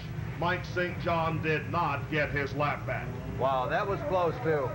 He certainly was going for it, and it looked for just an instant like he was going to get it back, but the yellow came out as he went through the intersection. He almost got his lap back. Really would have put a different complexion on this race. Oh! And there's a bit of a clip between the number 10 of Gary Bedell and the number 56 of Mike Nelson. Bedell keeps on going, thank you very much. And Nelson sits there, he gets his car restarted as well. Of the cars that were involved in that 3-car chain reaction mess, all of them have left the track under their own power. So we'll get ourselves a restart here very shortly. And as Jack Smith drives off, one side of that car looks like it's in great shape, the other side is really messed up. Again, the gathering is at the front of the field. The strategic situation on the 299th lap, and 42 minutes, now 43 minutes into the last section of this race as we see the 3-car chain reaction mess that saw Smith spin at the number 17. Bazzi hit him and a 3rd car run into them.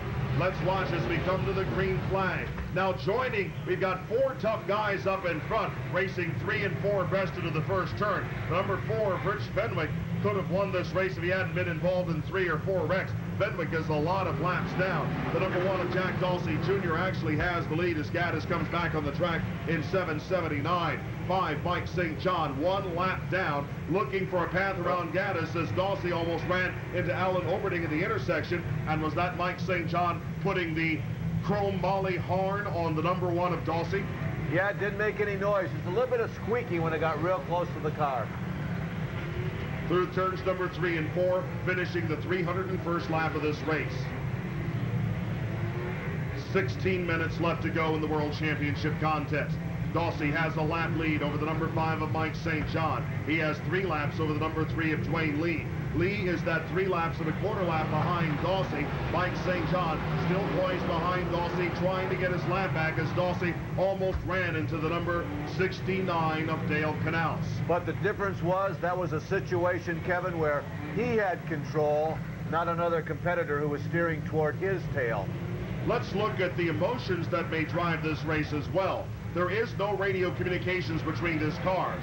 I am certain that neither Dawsey nor St. John know the lap difference between these drivers. When they see the numbers on the scoreboard, and they can read the scoreboard as well as any of the fans here, they think that they are racing for the lead in position. They really can't afford to think any other way.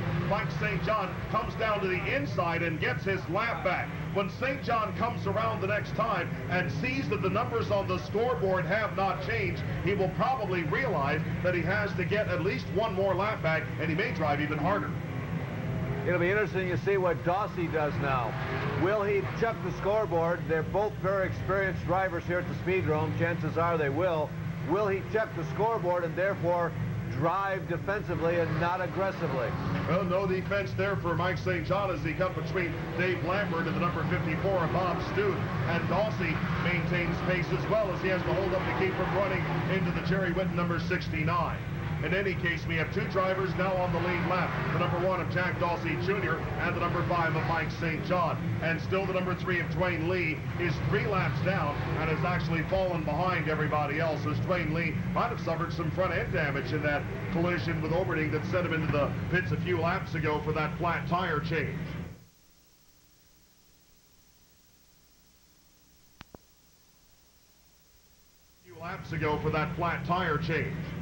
In any case, let's see now if Mike St. John, watch out, St. John almost got into Dwayne Lee the intersection, and Ray the Animal Gaddis had another. Oh, our leader is in trouble momentarily. They're spinning cars in corners 3 and 4.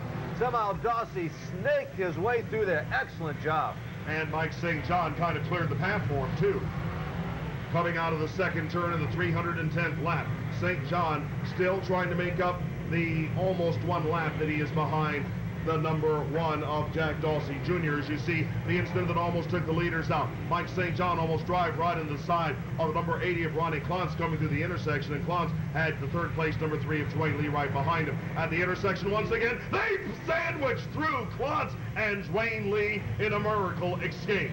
Dwayne Lee, boy, I'd like to have that photograph. He was right between St. John and Dawsey for just that 1 split second.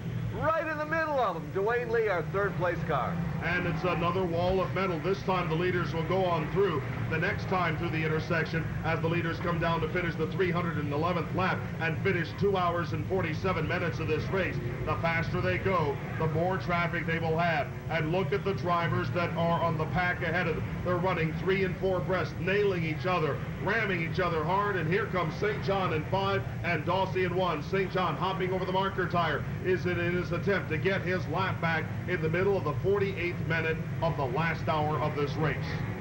Kevin, that intersection is not only a wall of metal, but it's a wall of mayhem. Boy, it's confusion and frightening when you enter that intersection at 70 or 80 miles an hour. And we watch as the field moves through turns number 3 and 4. We actually had a race for the hard luck.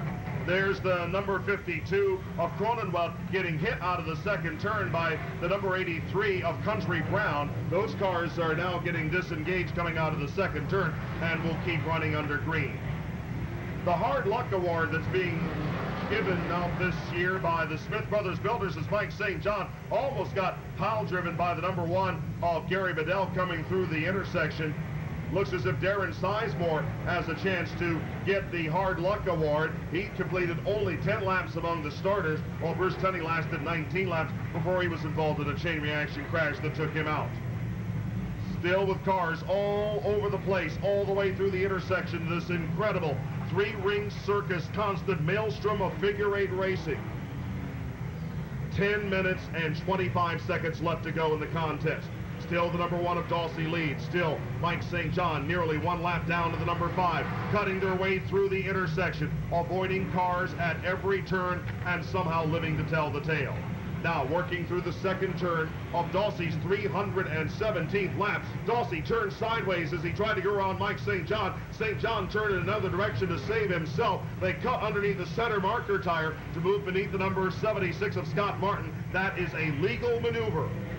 At the intersection, there are cars all over the place looking for some place to go in order to survive. Dawsey stays right on the tail end of the number 5 of Mike St. John.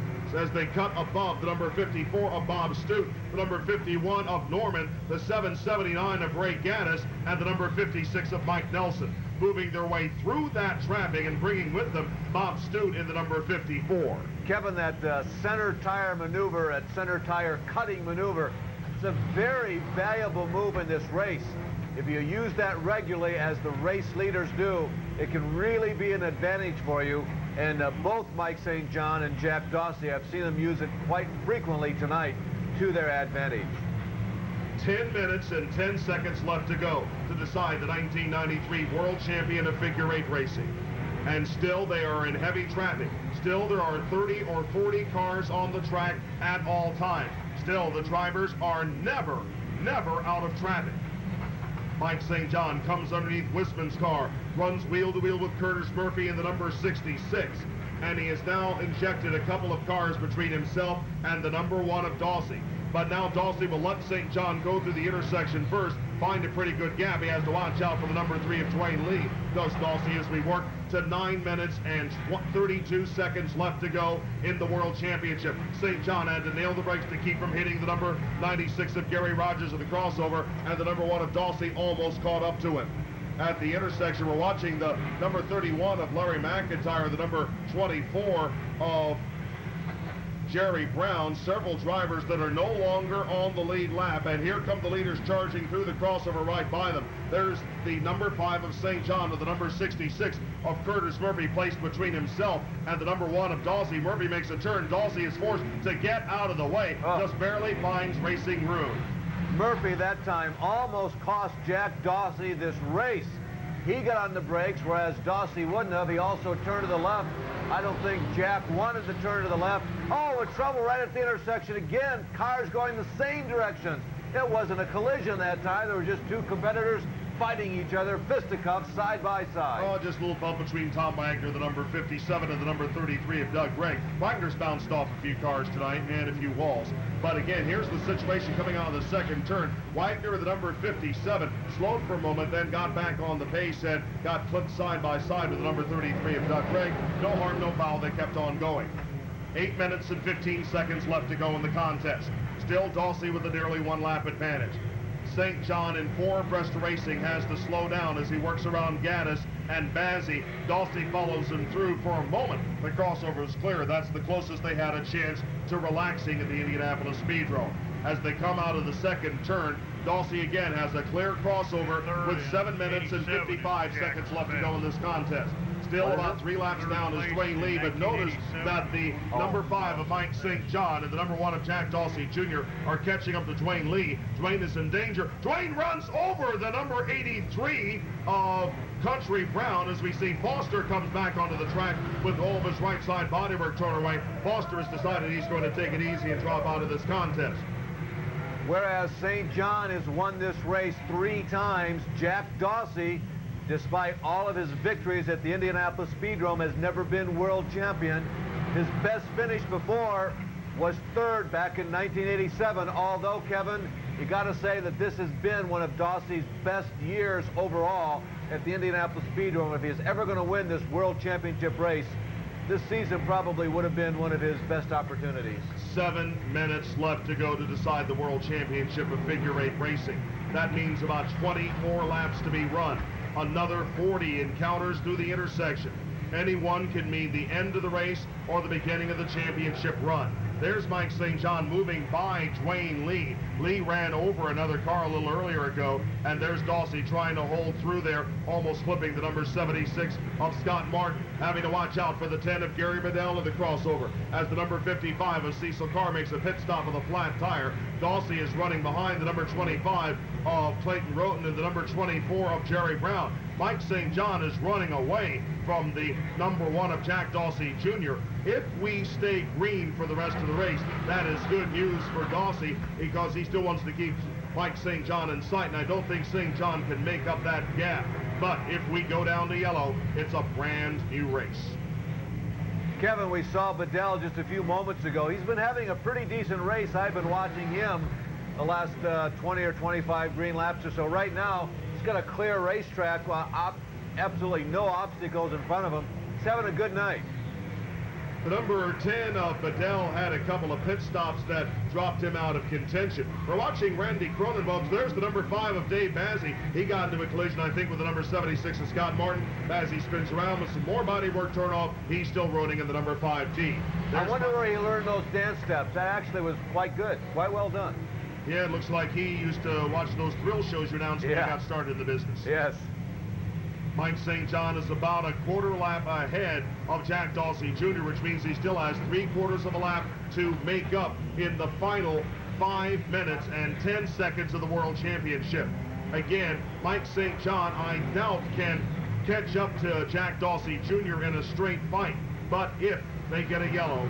If there was a caution, then St. John has a chance to come around, make up most of that ground, and challenge Dawsey. He'd still have a lot of cars to pass, but he might have a chance to do it. But still, Larry, with 4 minutes and 50 seconds left to go in the World Championship race, as we see the number 31 of Larry McIntyre collide with Dave Lambert coming out of the second turn, leaving Lambert running backwards, we still have so many things that can happen. There are a lot. What's the old saying about when you throw a football, one good thing can happen and the other 4 are bad? Yes, exactly right. Although, in a figure-8 race like this, the driver at least never has any time whatsoever to relax, so he doesn't have to worry about sitting around thinking about whether or not the car's going to break down or not. That's usually a problem a race driver has, but not in this situation. As the number 31 of Larry McIntyre, again in replay, clips the number 08 of Dave Lambert. Lambert backed away from that one. Now Lambert is going forward, as is the number 1 of Jack Dawsey Jr., who came close to getting clipped there by the number 31 of McIntyre and the number 66 of Curtis Murphy. Now comes through the intersection, and now Mike St. John is close to within 1/2 lap of the lead. Mike St. John is catching up to Jack Dawsey Jr., but he's got only 3 minutes and 45 seconds to continue to close in. As we watch the field continue to charge around the racetrack, Mike St. John has a long way to go still, and not that long to get there, as Jack Dawsey Jr., who's been the dominant force of the Indianapolis Speedrome and figure-8 racing. Now we've got 3 cars that have crashed: the number 31 of McIntyre, the 54 of Bob Stute. Gary Rogers is stuck to the wall in the number 96. This could be a circumstance that brings out the yellow. Dawsey will have to watch the number 96 of Rogers against the wall in turn number 3 to see if he can move. As we saw Bill Tunney Jr. get to going again, Tunney is still rolling, although at a reduced pace. Again, we're watching to see if the number 96 of Rogers, who is up against the wall over in turn number 3, will that bring out a yellow? Rogers, we saw a bit of smoke from the car there a moment ago, as you see Bill Tunney Jr. rebounding from his collision again in replay with the number 24 of Jerry Brown. Kevin, if Dawsey could hold on and win this race, and he's got just a little more than 2 minutes to hold on, this would be the 2nd consecutive time we've had a first-time winner, and it would be the 9th different winner of the World Championship, and as we mentioned earlier, Jack's first ever. It's a 10.9-second advantage by my stopwatch between first and second place, as we now have 2 minutes and 22 seconds left to go in the World Championship of Figure-8 racing. We're running under green for the time being. The officials have decided that Rogers' number 96 is not enough of an impediment to force us to go down to yellow. And again, the gap on my stopwatch is 10.7 seconds. Mike St. John has fought a very good fight, but it looks as if, unless Jack Dawsey Jr. runs into the ultimate trouble with 1 minute and 56 seconds left to go in the contest, that Jack Dawsey Jr. will win his first ever World Championship of Figure-8 racing about 1/2 lap ahead of the number 5 of Mike St. John. And Dwayne Lee still just 3 laps back. Remember, Dwayne was one of those drivers who was on the lead lap for so long, contesting valiantly for the lead position. Just one little problem put Lee in the pits for a bit, and it cost him this race. But he's run pretty strong since he's come back out. One little problem, one collision with a car that was just hard enough to cut down the tire. Now we're coming down to the final 1 minute and 20 seconds of the World Championship of Figure-8 racing. Watching for Jack Dawsey Jr. to come out of the 4th turn and complete his 347th lap, with 1 minute and 8 seconds left to go in the World Championship. Jack Dawsey Jr. holds on to his advantage of 1/2 lap over Mike St. John. Watch for the flagman to put out the checkered flag after we reach the 3-hour mark. That will be the end of the race. We do not end the race right at the 3-hour mark.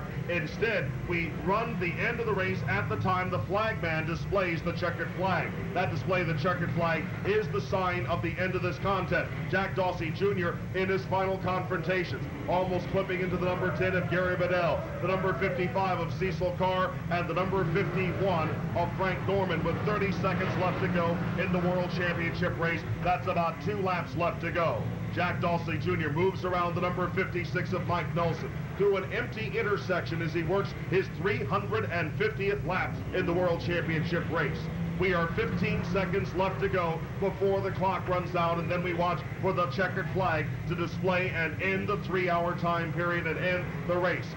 There are 5 seconds left to go in the count. Jack Dawsey Jr. watches as he goes underneath the clock at the north end of the racetrack. It shows 3 hours and 1 second completed. Now Jack Dawsey Jr., in the ultimate triumph of his racing career, wins the World Championship of Figure 8 Racing at the Indianapolis Speedrome. Mike St. John, who has battled the hard fight, comes across the line in a crossover that is still crowded. The margin of victory, 12.8 seconds from first to second place. Spins after he takes the checkered flag. No way of knowing whether or not that was intentional. Might have been, but talking about might have beens, what if he had spun just 1 lap earlier? Here it is. Dawsey taking the checkered flag, goes hard into the first corner, puts it into a Joey Chitwood slide right along the outside wall. I will venture a guess that that spin was a victory spin, in the same way that the fighter pilots of World War II would do victory rolls after their dogfights. And it has been a dogfight for Jack Dawsey Jr. Compare what effort Dawsey has put through here at the Indianapolis Speedrome to the sorts of efforts that you have seen in your years of announcing not only the United States Auto Club sprint cars on the high banks of Eldora and the flat track of Terre Haute, to the American Speed Association on the road courses and the ovals. What has Jack Dawsey Jr. accomplished here? What does this victory mean? Oh, Kevin, I don't think there's any victory in all of racing that requires more perseverance than winning this race. 3 hours of looking to the right, looking to the left, being aggressive, getting right up next to your competitors in slugfest. This really is the ultimate accomplishment for a driver who has chosen to express his racing career in terms of the short tracks of America, and in particular, figure 8 racetracks. This is a remarkable contest, and it's a very impressive moment when any driver is able to win it. When you think of the drivers who compete here who have won it multiple times, it's even more impressive. But this is a big and very important win. And as Jack Dawsey Jr. takes his victory lap, Larry Harris, you're down there with a bunch of guys that have a lot to... And as Jack Dawsey Jr. celebrates his victory lap, Larry Harris, you're down there with a bunch of guys that have a lot to celebrate.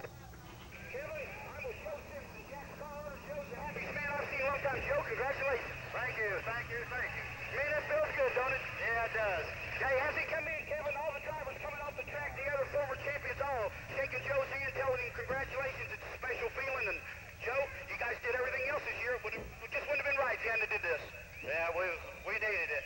We really needed it. Good crew. I told you guys yesterday, you look so relaxed. You look good then. Congratulations, Joe Simpson. Thanks to Mike St. John. He congratulated me. I really appreciate it. So did Wayne Lee. Hi, Kevin. Al Stilley, here is the victory celebration of the year.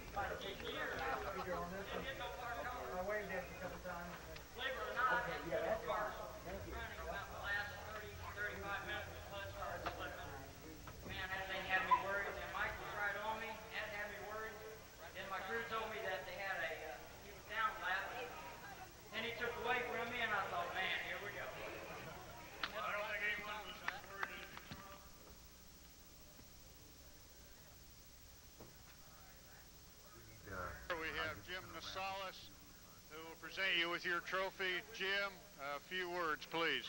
Oh, Jack, on behalf of General Tire, it was one fantastic race. Thanks a lot, man. See you next year. Ladies and gentlemen, here he is. We'll be talking to him for a little while longer, but Jack Dawsey Jr.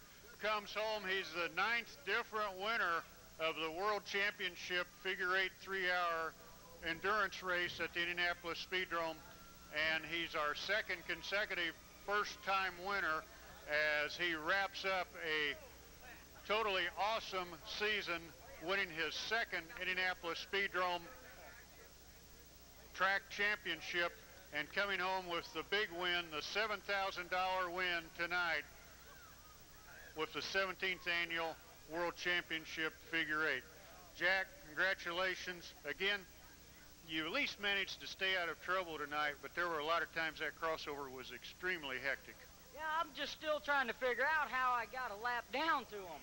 I got hung up in the crossover, but we didn't go a lap. But I guess that's the way it worked out. We'd like to also thank my car owner, Joe Simpson, Ron Tomasak, he built the car, Indy Towing, Hart's Auto Parts, Monroe Custom Bodies, Baggett Tire, Hart's Used Cars, Fred Emery built the engine.